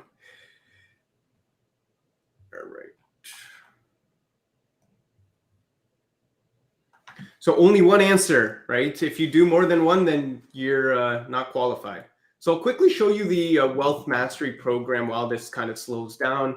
So if you take a look here, this is what the winners are going to have access to. So this is our financial literacy dashboard. It's got these great resources and tools on financial literacy. You have 13 different financial tools and different courses. It's like Netflix for money, different financial literacy courses on different topics. And these are the resources that are trusted by some of the top institutions. So you will have access to this, which is great. So there we got a winner, Rob Gill. Way to go, Rob. Woohoo! Nice job, Rob. So message support@enrichedacademy.com to claim your winnings.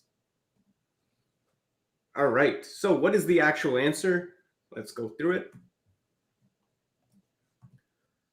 So Canada ranks number 9. Not bad. We rank number 9. So it's pretty good. I wouldn't say it's unbelievable, but it's not bad. And a lot of Canadians actually look at this, especially business owners, and they're like, I could do a way better job managing my money than the CPP. So they actually opt out of CPP payments, which is something that I've done through my corporation. And I take that extra money and I invest it myself because I know I can get a 15, 20% return through some of the things that I'm doing. So what are some government retirement vehicles? Let's talk about the CPP. So with CPP, very simple how it works. If you're an employee at a company, every time you get paid, if you look at your pay stub closely, you are going to be sending 5.45% of every paycheck that you earn to the Canadian Pension Plan. And your employer will do the same. So that's really nice because it's kind of free money. It really is. Your employer is contributing 5.45% as well, and you are.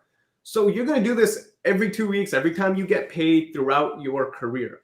And then what's going to happen is starting on your 60th birthday, if you choose, you can choose not to and delay it, you will start getting monthly payments from the CPP. Now you do pay tax on these, so it's not tax-free income, but that's how a CPP works. So how much money can you expect from a CPP? 3 things to consider. When did you start contributing to your CPP? When do you want to start collecting your CPP? And how much have you contributed to your CPP? Right? So how much in total, when did you start, and when do you want to start collecting? And there is a great resource on the Government of Canada's website. I'm going to pull it up here just so that you can see this calculator to estimate how much you're expected to receive. Kornel, did you have a few things to say about this? Yeah, the only thing I want to mention is if you have your own company, then you have the option of, do you want to pay yourself a salary or do you want to pay yourself dividends? So profits from the company. Now, if you pay yourself a salary, then you now have to contribute to the CPP, both as the individual worker, but also as the company. And so it's not as good of a deal for you if you are an entrepreneur that's paying themselves a salary from your company. It's much nicer, beneficial to you if you have like a more traditional job, and then you're contributing to your CPP every paycheck. You see that on your pay stub, and then the company is contributing, right? Then the CPP becomes a much better deal for you in that scenario. However, as an entrepreneur, it's obviously not as good of a deal because you have to contribute both from the employee side because you're the employee, but also from the company side because you're the owner. So that's something I would say to speak with your accountant about when it comes to that whole, do I pay myself dividends? Do I pay myself a salary? Again, it is pretty situational. And especially when it comes to business taxes, especially like corporate taxes, it gets crazy complicated. And so even though I'm a total spreadsheet nerd, I still totally rely on my accountant because they have their fancy tax software that they know how to use very well. And I'll actually have him run different scenarios for our specific situation every year and say, okay, based on what happened last year, based on what I think is going to happen this year, should we do dividends? Should we do just do a salary, right? And then you can kind of make a better decision that way. But when I look into sort of this debate, do I do dividends? Do I do salary? That definitely the CPP becomes a much less of a good deal for the entrepreneurs. Plus, you're probably paying EI as well and all that. So it's just something to be aware of and to look into further if you have your own business or you want to start a business. Awesome. Thanks, Kornel. And this is a great calculator on the Government of Canada site that will just kind of give you this Canadian retirement income calculator. I've gone through it. It's really fantastic. So I'll put the link in the chat box so that you could check that out. I found this very helpful. Okay, let's keep going here. So what are some numbers you need to know? So 6,332. That is the maximum annual contribution. So you can't put any more than this. 1,204 is the maximum monthly income. So if you're thinking, oh, I'm going to get like $5,000 a month from CPP, unfortunately, you're not. The maximum is 1,200, and the average is actually only 620, which will cover your groceries for the month, right? So that's it's not enough to live off, not even close. So these are numbers you need to know, and trying to estimate how much you are going to receive is going to help you so that you can put your numbers in the calculator and see where you stand and what are the gaps you need to fill in. So if I'm doing it, I would try to find out what's my average going to be. And if you really want an easy thing to do, just use 620, which is the average monthly income in Canada. Here's some other great CPP benefits that you could check out. Post-retirement benefit, disability pension, post-retirement disability benefit, survivor's pension, children's benefit, death benefit. We're not going to go through these because this workshop is going to be 10 hours long if we do. So I'll leave those for you just to check out. So what is the government? Another one is OAS, old age security. You can start receiving this at the age of 65. And really, if you have a net income of $70,000 or less, this is really going to help you. Anything above, you're going to start to see some clawbacks and some reductions. So you're not going to get the most out of it. So numbers you need to know, the maximum monthly income is 618. You have to be at least 65 years old to apply. And every single month that you delay these benefits, you're going to get a monthly increase of 0.6% of income from OAS. It's the same thing with CPP. So every single month that you delay CPP, you're going to have an increase in your monthly income, roughly the same amount. So what are some important things to know about old age security? If you're earning over $79,000, you're going to have to repay mostly all of your benefits, most likely all of your benefits. And this is taxable income. Taxes are automatically deducted every single month. So those are two things to know. If you're under that 80 grand, then you could definitely add that to your calculator as, you know, a couple $100 that you're going to be earning starting at the age of 65 if you choose to. Kornel, did you want to chime in? No, I think I'm good for this one. Cool. Okay, so what is the maximum amount per person? It's actually not bad. Almost $22,000. That's the max amount. So that's a good chunk of change before tax per person, right? So if you're a family of two, that's pretty good, right? I'm not saying it's gonna take care of you, but it's not bad if you get the max benefits. You know, we kind of created this slide here because this is a lot of information. This is one of the more drier topics when it comes to financial literacy, and there is a lot here. And so if you're someone that's feeling maybe a little bit overwhelmed, confused, if you still feel like I have no idea where to start, this is one of those workshops that it's worth watching 2 to 3 times, taking a lot of notes, and watching this replay. So this replay is going to be available to all of you. You're going to get emailed the link, and watch it again, because you're just repetition is the mother of learning, the father of action, which makes it the architect of accomplishment. We like that quote. All right, so we're already at like an hour and a half, so I'll try not to go spend too much on this. This is basically I want to give you something practical, again, like a case study of how I withdraw funds in retirement. So in case like you're not familiar with our story, basically we went from semi-retirement to fully retirement, and now I'm back to semi-retirement. So I've been in that sort of scenario for the past 5+ years.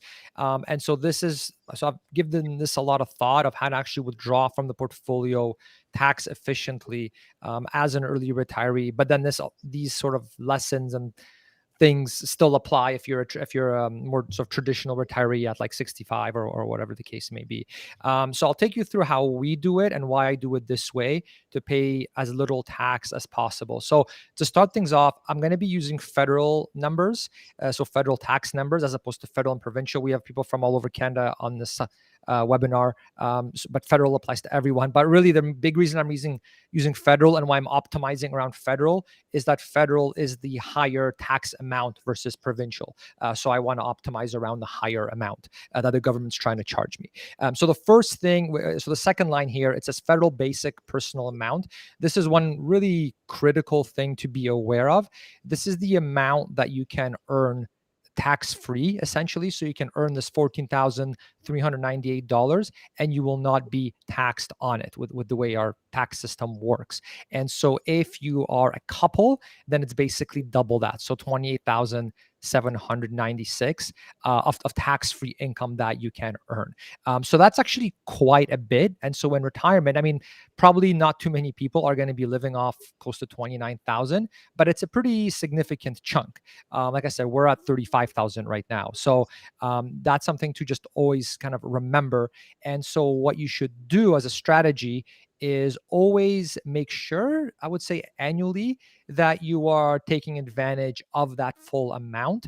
And so let's say you are fully retired, you have no side income. You want to obviously take into account all your different income sources.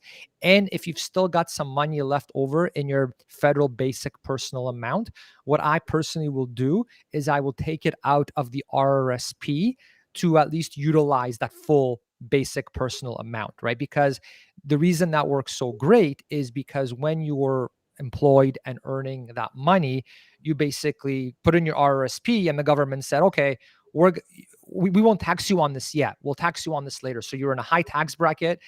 You were not taxed on it because the government's going to tax you later, right? That's how the RRSP works. Well, now it's time to tax you later on it, but you are underneath the federal basic personal amount. And so now the government's like, all right, now we're going to tax you on it like we said we were going to. And you're like, okay, but you can't because I'm under the basic amount, right? And so this is basically a way how you can earn money in your working years and then take that money out fully tax-free in your retirement year. So it's a very beautiful thing because, I mean, especially if you're like, let's say you're earning 6 figures at your job now, or you did, right? That you would have been taxed a very high amount during your working years. But because you put that into your RRSP, now you're you're underneath that, you're able to actually withdraw that tax-free. So it's huge, right? Because I mean, the personal tax rate can be like around 50%, right? So a big deal. So definitely that's one critical thing that we always made sure of. The other big number, so now I'm on the blue line, the federal lowest tax bracket. So this is an important one to know, and obviously it changes every year. The lowest tax bracket as of 2022, it's like when I looked this up today, is basically $50,000 is the lowest tax bracket. So if you're under 50K, and this is per person, then you are in the lowest tax bracket. And so the way I analyze that is saying, okay, so our household income, if you have a spouse, basically we can have a household income of $100,000 essentially and still be in the lowest tax bracket, right? So that's a good number to know. But let's focus on this 50K, right? So if I'm 50K and under, I'm in the lowest tax bracket. And so your goal, at least, when I strategize this for myself, the goal that I have is to basically always stay below this amount, because then you're in the lowest tax bracket. So I always make sure that we arrange our investments and our income from the different sources, and which do we take investments from our TFSA or our taxable account or RRSP, right? Those are choices you have as a retiree, and they're each taxed in a different way. And so we strategically take the money out in such a way so that both my wife and I are always under that 50K, so that any dollar we earn is always going to be in the lowest tax bracket. And on some of it, we won't get taxed at all because of the basic personal amount that I just mentioned, that 14,000. Okay. So I would argue that for most people, this is enough to live on, right? If you're making a little bit under 50K, your spouse is under 50K, that's 100K household income. You're retired, so you probably don't have kids anymore that you need to support. You probably are debt-free as well. A lot of people in retirement are, right? So I would say that's why I like striving for that 50K, because I would argue that you can be very happy with a household income of 100K. Okay, so that's a big sort of my thought process, when it comes to this. Now, next, so now I'm looking at the very bottom here in the green area where it says the difference between the personal amount and the lowest tax bracket per person is basically this $35,799. So let's call it 36K. And so what I basically did here is I took the lowest tax bracket, so the 50K, and I subtracted the basic personal amount, which is 14K. And so the difference between those two is 35,000, right? So to kind of summarize what we're doing here is we're saying, okay, we're going to get 14K tax-free in income, great. And then what is the amount, above that 14K, but still in the lowest tax bracket that we have to play with, right? Income that we're going to get taxed on, but it's still going to be taxed in the lowest tax bracket. And so that answer to that is this $35,799, 35K. So that's what we have to play with each, both your spouse and yourself. Okay. And so then the question becomes, okay, we probably want more than the $29,000 tax-free income. We want more than that. So now where do we withdraw that money from so that we get taxed on it as little as possible? So I would say my number one thing is dividends, right? Dividends, like especially with the ETFs that I buy, they get issued once a quarter. And so dividends just show up as cash in your account. So my taxable account, they're as cash. So I can just, take them from my Equestrian account and just spend them on groceries, whatever the case may be. They also show up in your TFSA and RRSP. Currently with the RRSP, I don't touch. I just reinvest those dividends because, like we talked about, the RRSP, there's complications, there's withholding tax, there's the deregistration fees that we talked about. So currently, I'm actually just keeping that as is. And then the TFSA, sometimes I'll take it out, sometimes I don't. If I take it out, you do get that contribution room back. So if I kind of, want that money, and if I need that money and I don't want to sell anything, I'll take the dividends out of the TFSA too, and then I'll just top off the TFSA later when because the TFSA contribution room comes back in the next year. So that's how I deal with the dividends piece. And with taxable accounts, Canadian equity ETFs are taxed very, very favorably. There's a dividend tax credit. And so that's kind of so that's probably going to be in your taxable account. And so it's a very tax efficient way to basically get money and be taxed on it very, very little. And then point number two, the RSP up to basic personal amount. So like I already mentioned earlier, if you do have some basic personal amount left, you would use the RRSP to kind of top that up so that you can start depleting your RRSP, because like we talked about with the RIFs, you don't want to end up where you're 71, you've never touched your RRSP, you've got this giant RRSP amount amount in your RIF now, and now you're being forced to withdraw it from your RIF, and it may be more money than you need, and you may jump to a higher tax bracket, especially if you have a pension. again, it gets complicated, but bottom line is you do want to start taking money out of your RRSP. At least that's how we approach it.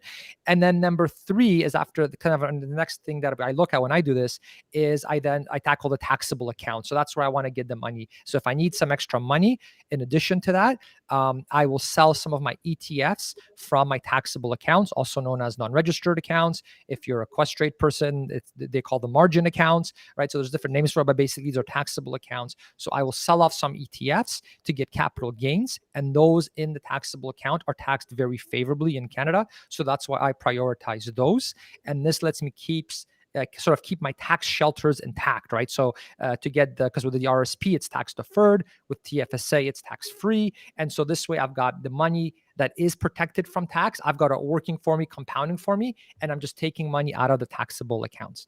And then I kind of already mentioned this point. Be careful about leaving the RSP alone for too long, because like we said, there's RRIF minimum withdrawals. And so definitely I will at one point want to start taking money out of the RRSP, even though it's going to be above my my basic personal amount. I'm going to get taxed a little bit on it, still in the lowest tax bracket, because you don't want this gigantic RRSP and then you're forced to take a big portion of it out when you're older and you get moved up in the tax brackets potentially. So that's just something to be very, very careful about. And then after the taxable accounts get depleted, when that happens eventually, then I'm basically going to use the RRSP, take more money out of the RRSP to live off of. But again, I will do it in such a strategic way where you don't exceed the lowest tax bracket, right? So if I'm taking money out and my taxable accounts are empty, taking money out of the RRSP, again, I want to make sure I'm below this. I'm always below the 50K in income each, because I don't want to jump to the next tax bracket. If let's say this is, and I know this is like, I'm going through this kind of fast, but that's because we've already been at this for an hour and 40 minutes. So I don't know if people are getting impatient. And then so what I can cover it more in a Q&A if you want me to go into more detail. And the last point that I'll mention is, let's say, okay, you're taking money out of your RRSP, you've hit that 50K lowest tax bracket, but you still need more money. I don't know, maybe your car broke down, you need a new car, maybe your roof collapsed, and you need more money, but you don't want to take it out of the RRSP because then that's going to get you into the higher tax bracket. And so in those cases, that's why it's good to also have money in your TFSA, because let's say you need an extra, I don't know, 10 grand or 15 grand for the roof, then okay, but I don't want to take it from the RRSP because I'm already at my tax limit. Then you take that out of the TFSA and you use that, right? And so in this kind of way, by working with the RSP always being in the lowest tax bracket and TFSA together for anything extra you need, you're able to basically always be in the lowest tax bracket, which is obviously the kind of optimum thing that you want to do. So yeah, I know I went through that really fast, and I know it's taxes, but it's important, right? Because I mean, you get to keep more of your money and spend it instead of giving it to the government. So yeah, that's it. That's all I had for that one. Awesome. Hopefully I explained it not too bad. Awesome. Thanks so much, Kornel. And yeah, just as a reminder, we're going to do a Q&A in 5 minutes here. But if you have enjoyed today's class and you're getting some value from it, please give this the video a like. It will just let Kornel and I know, like, okay, there was good engagement. People enjoyed this. We should continue to do more classes like this in the future. So if you are enjoying this, let us know in the comment section. Give this video a big thumbs up. And we're going to do a full Q&A in 5 minutes. I'm just going to talk a little bit about our financial freedom coaching program at Enriched Academy. So about 6 years ago, we started with this financial literacy dashboard, teaching Canadians about personal finance. But what started to happen is a lot of Canadians approached us and saying, oh, this is great information. I learned a lot, but I didn't do anything with it. And we're kind of like, well, why not? Why didn't you do anything? And they're like, I got scared. I got nervous. I didn't know where to start. So that's why we created this coaching program, which is very much like a fee-based advisor. It's like a personal trainer for your money. We don't sell mutual funds. We're not financial advisors. We're not here to recommend any products. We're just here to figure out where you are today, where do you want to go, and if we can help you on that journey. And we've helped thousands of Canadians do that. And actually, Kornel is going through our coaching program right now. So Kornel, why don't you just share a little bit more about your experience in the first couple sessions of the coaching program? Yeah, it was really good. I've been working with Alana, and yeah, it's been great. Like we've had 2 sessions so far, and I was kind of reluctant to do the program just because I've been studying this for over a decade now, and our things are pretty optimized. But I kind of thought, okay, don't be arrogant, and to myself, I just, you don't know what you don't know. There's always more to learn. Let's see what they can do, that kind of thing. And yeah, it was really good. Like we talked about different ways that we can kind of optimize the cash. Like I talked about the cash cushion. So I'm always sort of on the prowl for, okay, how can we optimize that a little bit more, because interest rates are so low now, that kind of a thing. So I definitely got value out of the sessions. One thing that I wanted to kind of really point out about Enriched Academy and the coaching program is that I think so I get a lot of questions from the show and from the summit, and people are looking for fee-for-service financial advisors to help them with these types of things.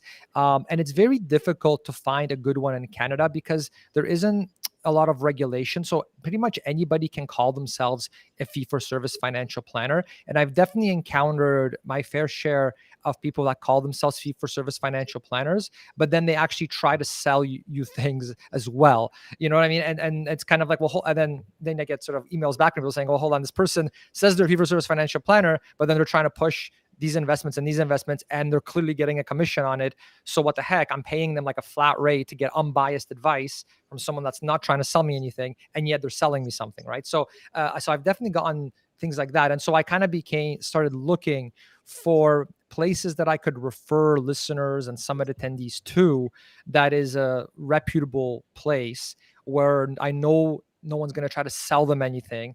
I know that it's unbiased and they actually just want to help them, as opposed to, yeah, we want to help you, but I'm also going to try to sell you my stuff because I get a good commission off of, right?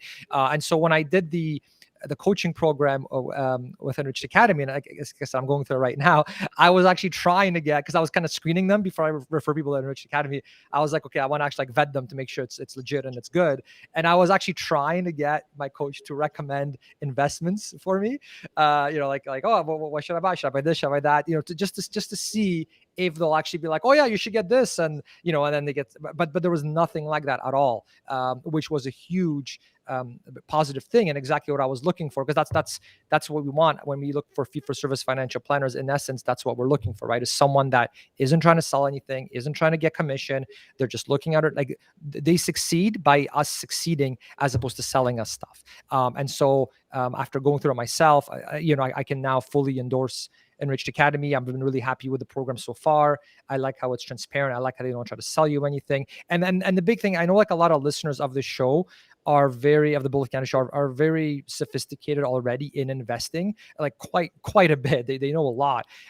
And so I know that I kind of a common concern as well, similar to what I had. It's like, well, maybe it's not going to be of any value because I've already been studying this for so long. What could they possibly tell me, right? That was kind of my mindset going in.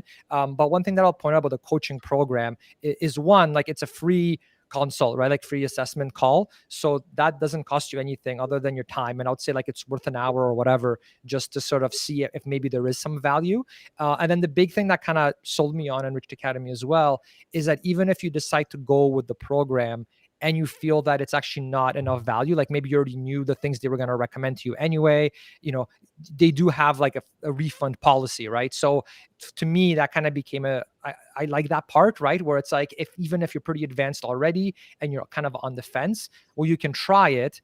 And then if it doesn't give you enough value because you already know everything, then you just get the refund, right? And you get like you can go through 2 sessions, right, Arian? And then 2, I would say, is more than enough to figure. Like I knew after 1 session that I was getting value. So I'm sure with 2, like for sure you would know whether it's valuable enough where it's actually worth like paying for the more advanced coaching program, or whether this is just not a good, maybe it's just not a good fit for you, right? So so I hope so I do want to encourage everyone to try it. Like you really don't have anything to lose, and it's one of those things where it's like you don't know what you don't know, so give it a shot.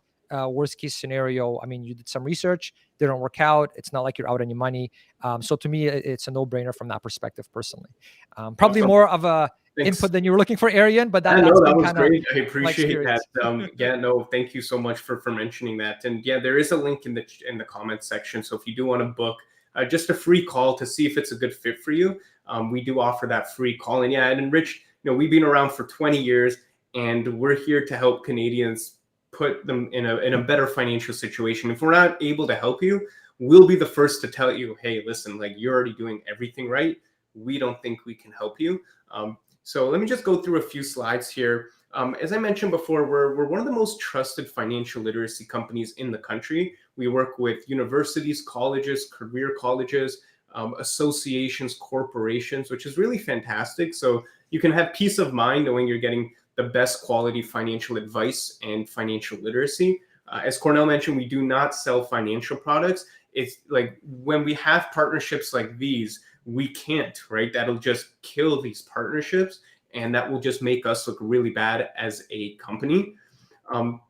So again, the challenge with a lot of Canadians when it comes to building financial freedom and taking action on some of this education, like for an example, a workshop like this, we get really excited, but then when we go to try and implement some of these things and do these exercises, we get nervous and scared. We're like, okay, I know what to do, but we have a little bit of fear thinking into the future, so we stop what we're doing.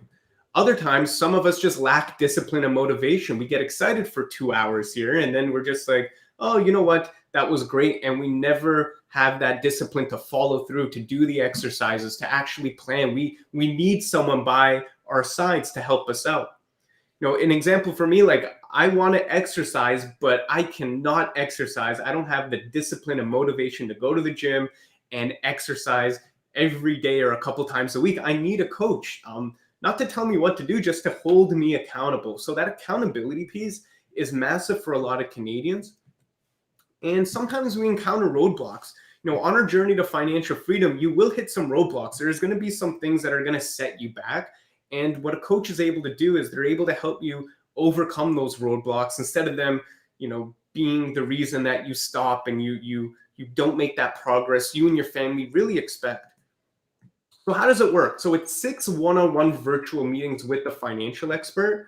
We're going to customize a financial freedom plan for you. So even before the first call, you're going to go through a process where we're going to know everything about your situation, and then we're going to start creating a plan for you. So even before your first call, the coach has already looked at your financial situation, analyzed it, and started creating a plan for you and your family. And it's 100% personalized to you.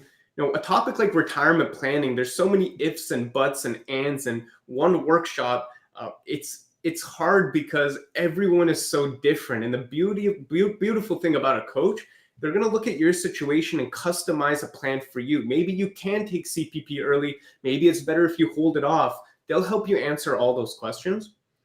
And the accountability system. So we have a step-by-step accountability system to ensure you're not just learning a lot of great things, but you're actually taking action on what you learn.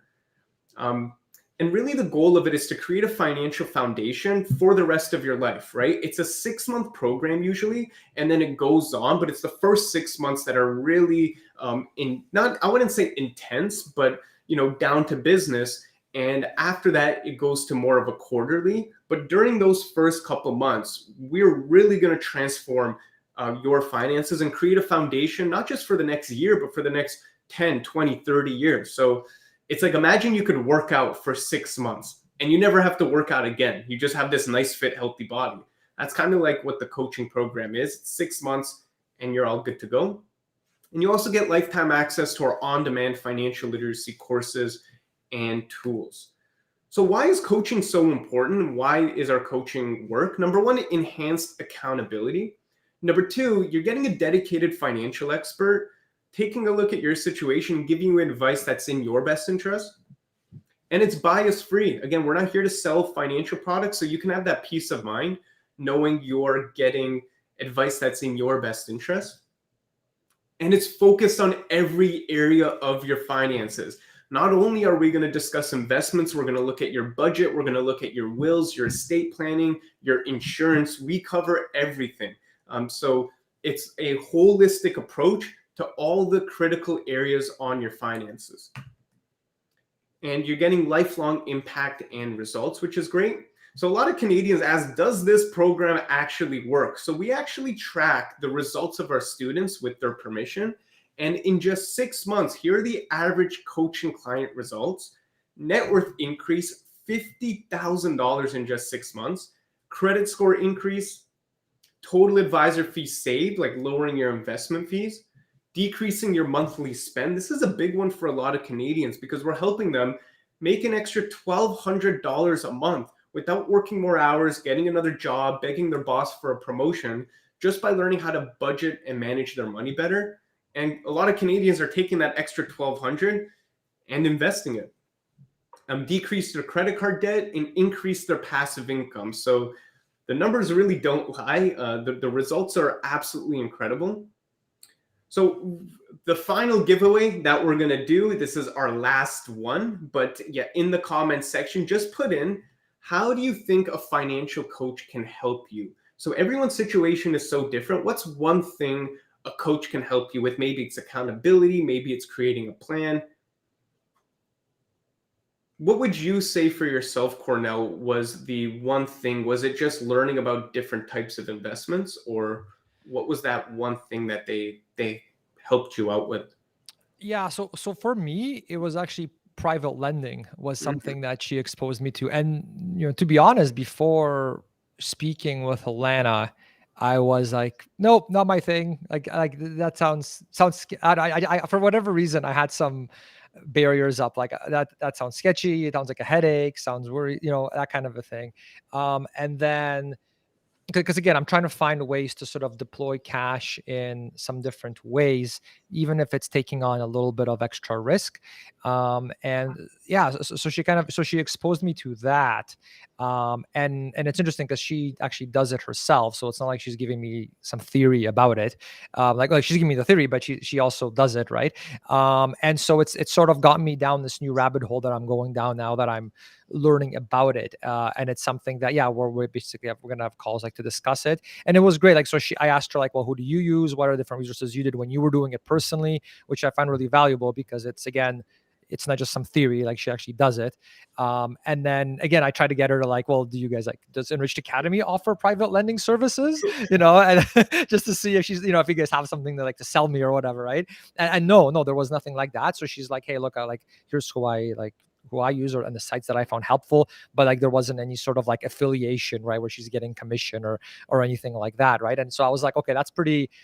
I like that, right? Because it's like there's people out there that will recommend it, anything if they're getting something on the back end, and they'll craft a sales story to sort of back up their claims, and that kind of thing. So in this case, that didn't happen, and so yeah, so I really liked it because it kind of exposed me to sort of another world that I wasn't even really considering before. And now I'm kind of like, well, yeah, I'm looking to diversify my income sources a bit more.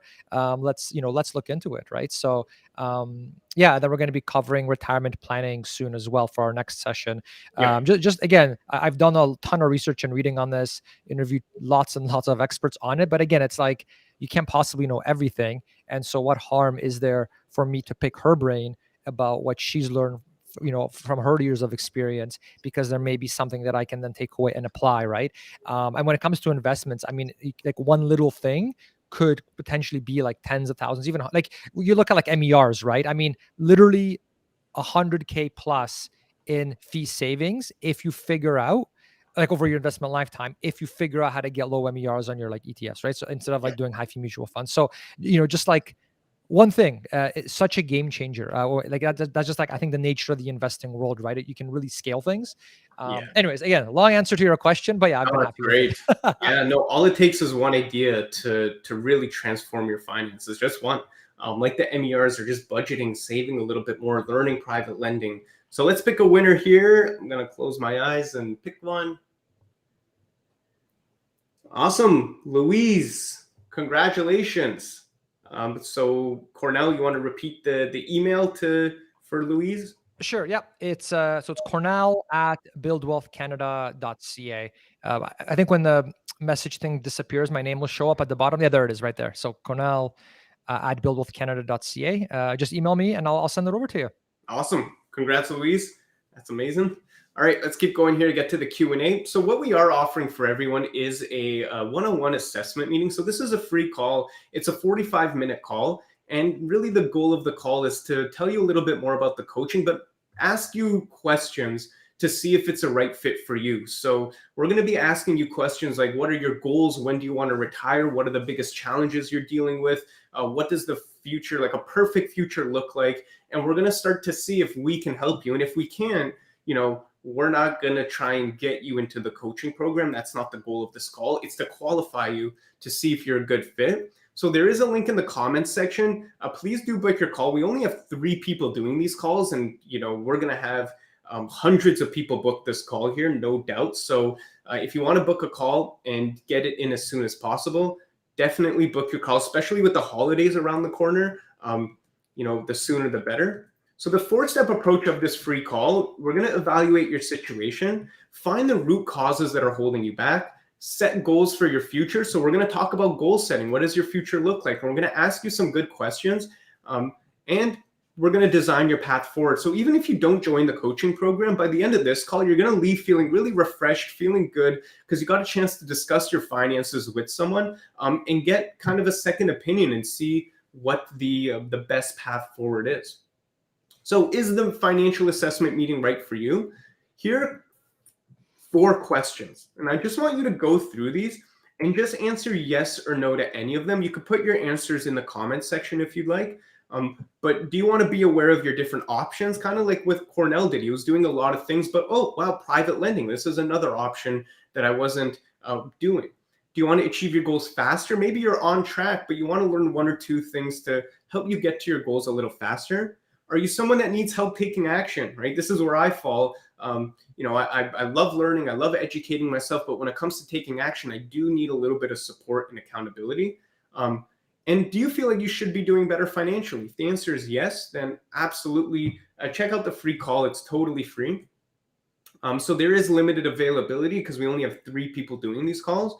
So book your call today and you're good to go. So thank you so much again for everyone for attending today's session. If you did enjoy it, give this video a big like and thumbs up. Now let's go to the questions and answers. So if you do have any questions, please ask them. Now is the time to ask.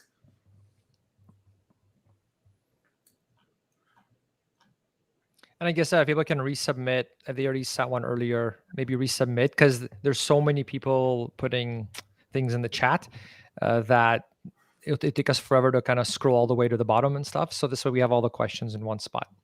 Absolutely.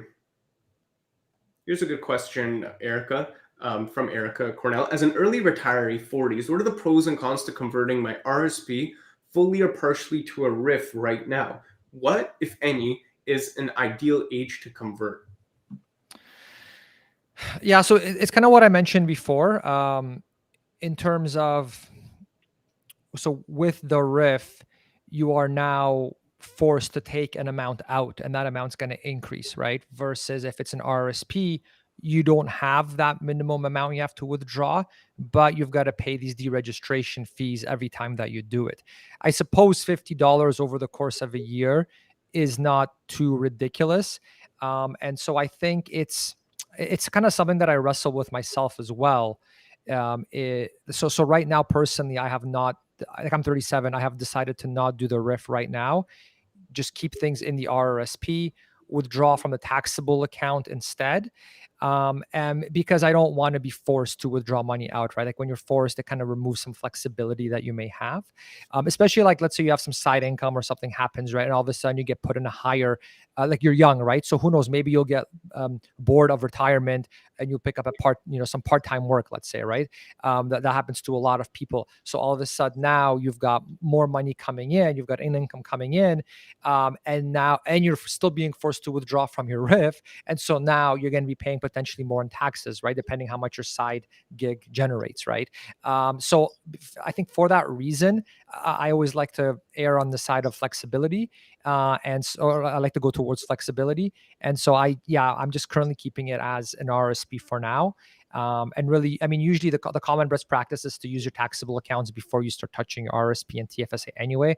Obviously, it can be a bit situational depending on your situation, but situational based on your situation. But you know what I mean? So I hope that answers it. At least that's how I'm approaching it. I don't know if there is an ideal age to convert. It's pretty, I would say it's pretty situational, right? Because a lot of this whole RRSP business is really, what is your income now? What are you predicted to be in this like near future, mid future, and long term, right? And if you kind of know that, then you can strategize around it, right? So that you're taking money out of the RRSP or the RIF when you're at the absolutely lowest tax bracket. But obviously, life's unpredictable, right? So, because of that, especially if it's an early retiree, I would say just do the if it was me, what I'm doing is just taking out of the RRSP, paying the registration fee if I really need to, and just doing that once a year if needed. Absolutely. Yeah. And if you have found yourself in a low income year, maybe you just didn't have a lot of other income, it might be worth looking at taking some of your money out of your RSP, because your tax bracket's going to be really, really low. So you could take advantage of that. So that might be some other things. Yeah, some people do that where like if they're taking a year off, like I don't know, maybe they had a kid or something, right? And their income is just gonna plummet for short term for like a year or maybe 2 or whatever. Then yeah, some people will actually, even though they're not retired yet, they'll actually take the money out of the RSP at that point because they're in such a low tax bracket. Yeah, absolutely.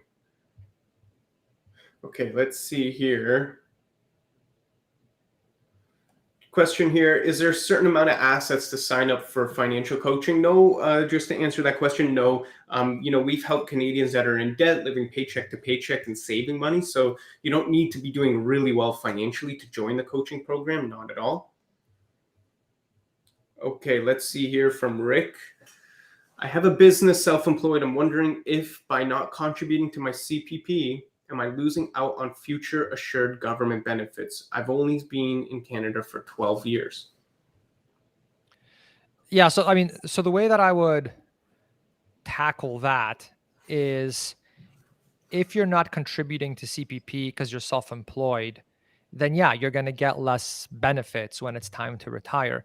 But then the question is, if you were to take that money that you would be paying into the CPP and and again, remember, if you're self-employed, you're paying the employee side, which is you, and also like assuming you're doing the salary, right? And you're doing the employer side, right? So if instead you took all that money and you actually invested it in something like low cost ETFs, right? Which one would you be better off doing, right? And so that can, I guess, depend a little bit, right? Because if you're going to go into ETFs and do it yourself, and you're just going to do like a bond ETF, right? Then okay, the expected returns are relatively low, right? However, if you're going to take that money and put it into like a nice diversified global equity portfolio, then your expected returns are going to be pretty high. And at least from the research that I've seen, it would be the expected return is higher in that scenario, like you're doing yourself going high equity, than if you just did the CPP route and basically paid double because you're paying the employee side and the employer side. So at least from the math that I've seen, the examples I've seen, that's kind of the thought process there. Great. Awesome. Mm-hmm. But again, the CPP is like guaranteed, right? So that's another thing to consider too, right? Like you do high equity, your portfolio might be higher, but if something happens or whatever, there's no guarantees. Whereas CPP, I guess nothing's guaranteed per se, but it's like, you're going to get that for life. So I guess you got to weigh that part as well, where it's like, yeah, your net worth might be higher going high equity, but the CPP is like it's like a pension for life. So that's worth something too, even if it's a smaller amount, because it might give you that stability you crave. Absolutely. Yeah, no, great answer. So some people are asking about the replay. Yes, there's going to be a replay to watch this at a later date. Also some questions about the coaching cost. So the coaching is a flat fee, and we do have different programs. So it's not kind of one size fits all, but if you do book that call, the consultant will tell you about some of the different programs and the costs there. So ranges, I would say ranges from $1,200 to $3,000. That would be the range. Karen said, question for both Kornel and Arian. Do you have withdrawal advice for those who use RDSPs? And can Enriched Academy help with the RDSP withdrawal information? I have not looked, like I've heard of RDSPs, but I have not gone down that research path of actually like looking into it and looking for optimizations. So I can't really speak to that. I mean, I've heard really good things about about utilizing it if you have it, like definitely worth researching, but I can't really speak to it myself because I just haven't done research on that particular area. Yeah, well, I just did a quick Google search, Karen. So it says when you withdraw money from an RDSP, private contributions are not subject to tax.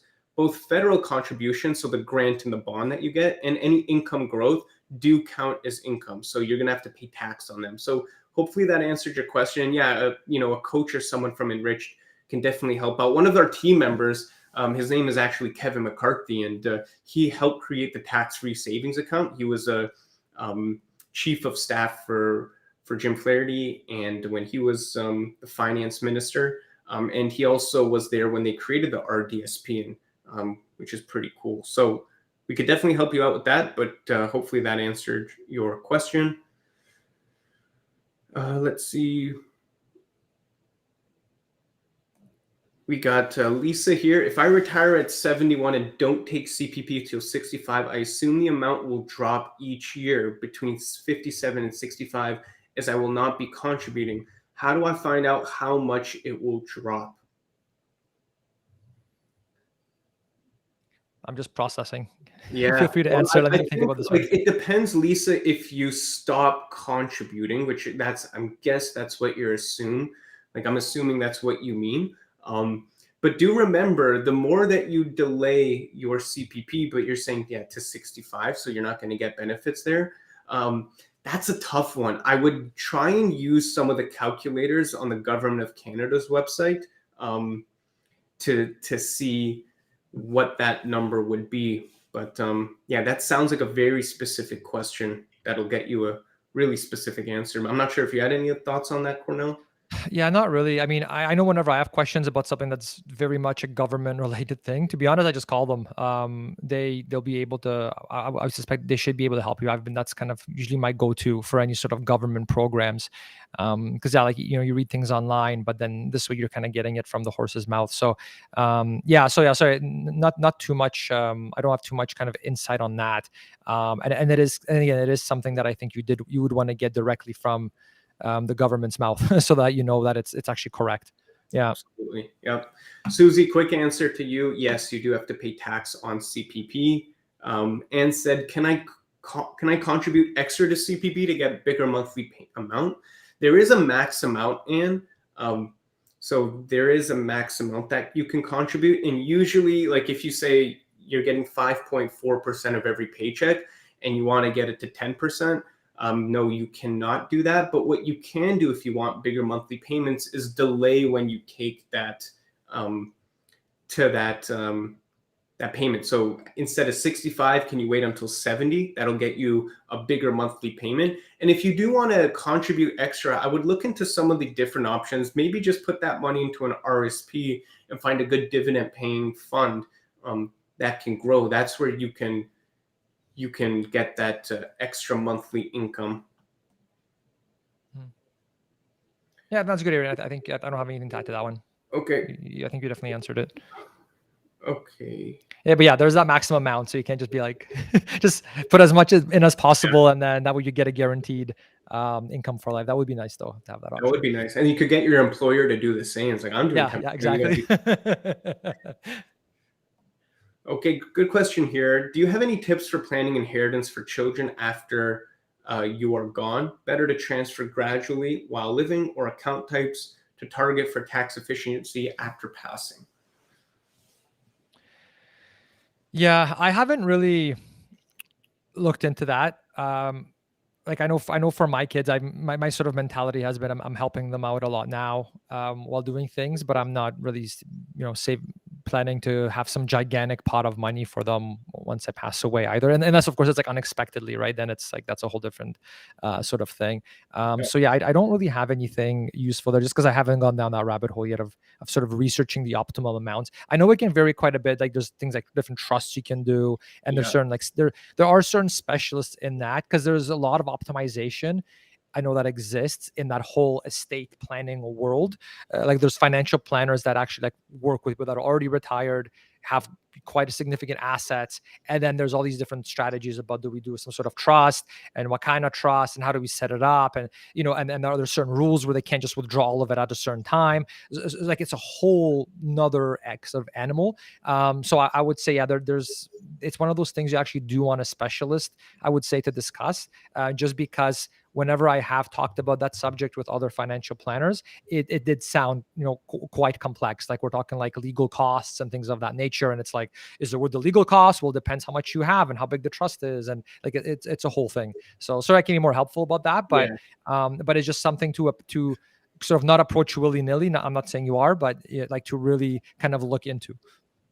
Yeah, there's some individuals that I know that are very wealthy, like they have a large amount of money and they've put into their kind of trust, like, hey, if you don't go to college or university, you're not getting this money, or it's not going to come all at once. It's going to come at 18, and it's not just going to be a lump sum, it's going to be a monthly amount. So there are some really cool customizations that you could do, but definitely speak to a lawyer and an expert because they'll be able to kind of customize it to you. But there is a lot of flexibility.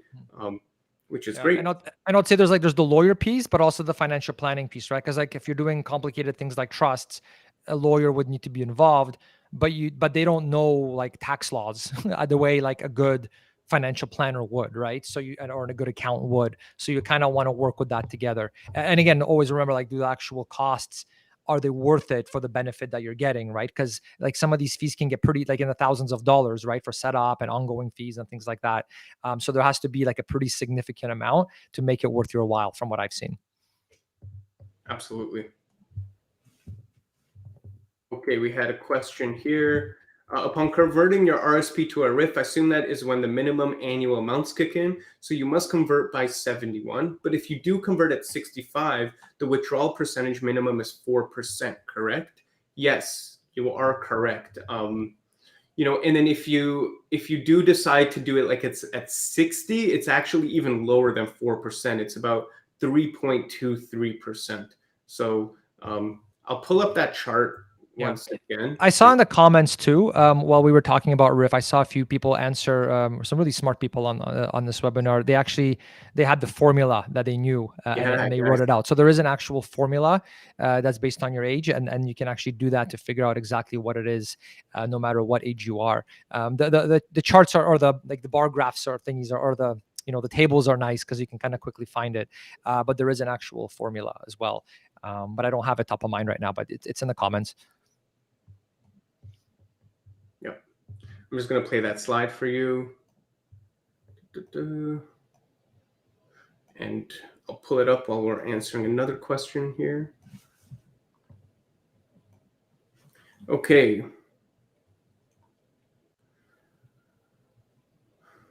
All right, here is from Mark. If I had a spouse, when you die, your spouse will get survivor's CPP year payments, although it's not the full amount. Is that a question? Or that's just a statement there? Oh, sorry, one second. My wife just came in. I got distracted. We weren't expecting it to be on for like 2 hours plus. So I know, my gosh. We'll answer a couple more here. Like I think, until 3:30. But let's keep going here. Okay. That was it, Mark. It was he asked, if I have a spouse, when you die, your spouse will get survivor's CPP, your CPP payments, although it's not the full amount. I'm not 100% sure what happens, quite honestly. So if you are 65 or older, your survivor's pension is 60% of your deceased spouse's CPP pension, assuming they started collecting at 65. So it's about 60%, to your point, Mark. Thanks for sharing that.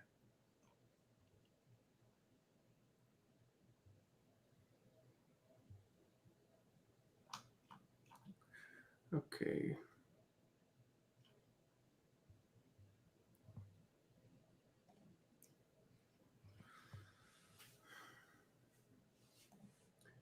Lisa asks here, when it comes to taxes and retirement, it seems like singles are at a disadvantage. Any tips for singles?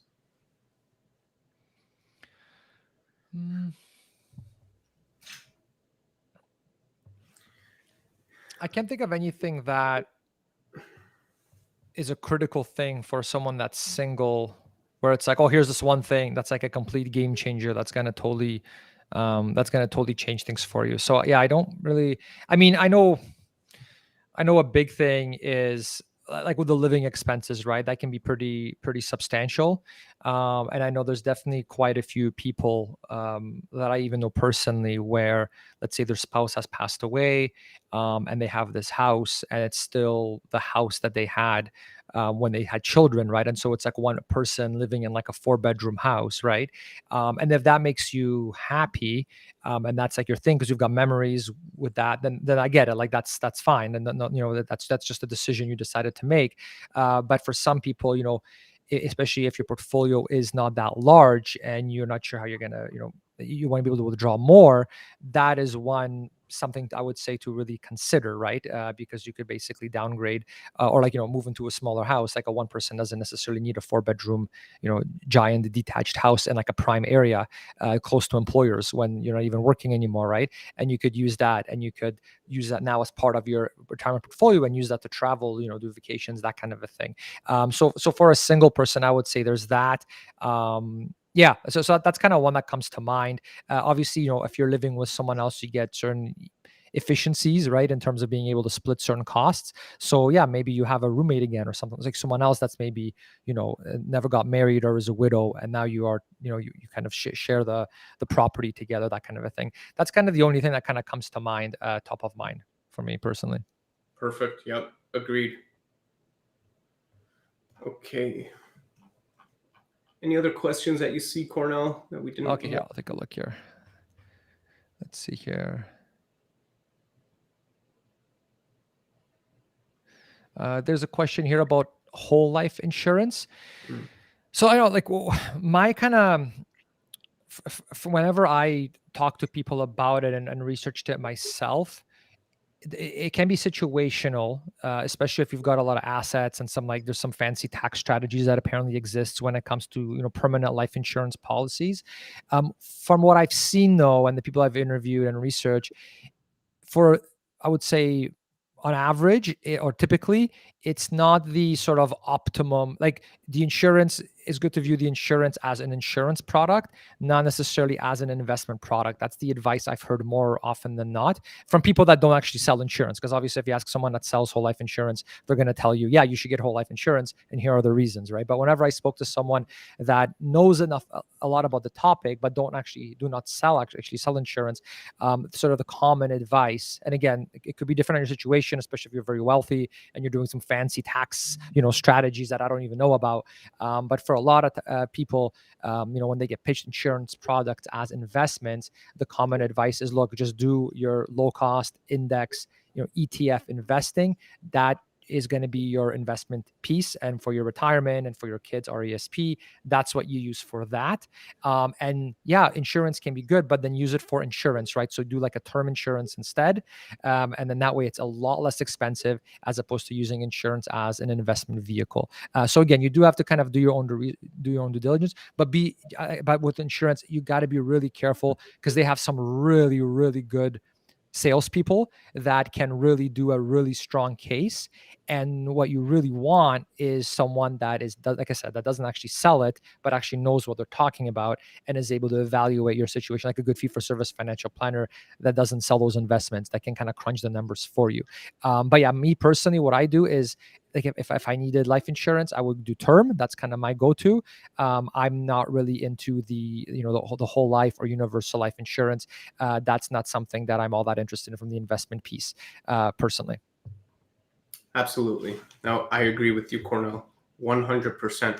There was a lot of talk. I did see this too, Marcia. I saw a lot of chat about purpose longevity pension funds. Never heard of them. In a few words, what is this? I just did a quick search on it because I was curious too. It's like the comment section, a lot of people asking about it. Mm-hmm. Have you heard of it, Kornel?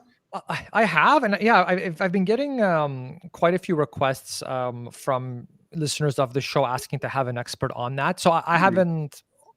Yeah, it's definitely something that's really piqued a lot of interest. I haven't gone down that research path for that yet either. So it is something that, but I think I am going to have someone on my show to talk about it because it does seem to be something that a lot of people are interested in. If anybody knows of an expert, ideally in Canada, that knows a lot about these, let me know, and I can reach out to them and interview them on my show, and I'll be happy, and that way we can kind of all learn from that. Yeah, I think that's kind of a good next action when it comes to that. Yeah. So yeah, subscribe to Kornel's podcast because there's an episode coming soon on that. Yeah. Yeah. And if you have a specific question about it too, let me know and I'll kind of add it in my Google Doc of like questions to ask about that specifically. And then I just don't know of any expert who I know is like the person to go to for that particular thing. So let me know, guys, in the chat if you do know someone like that.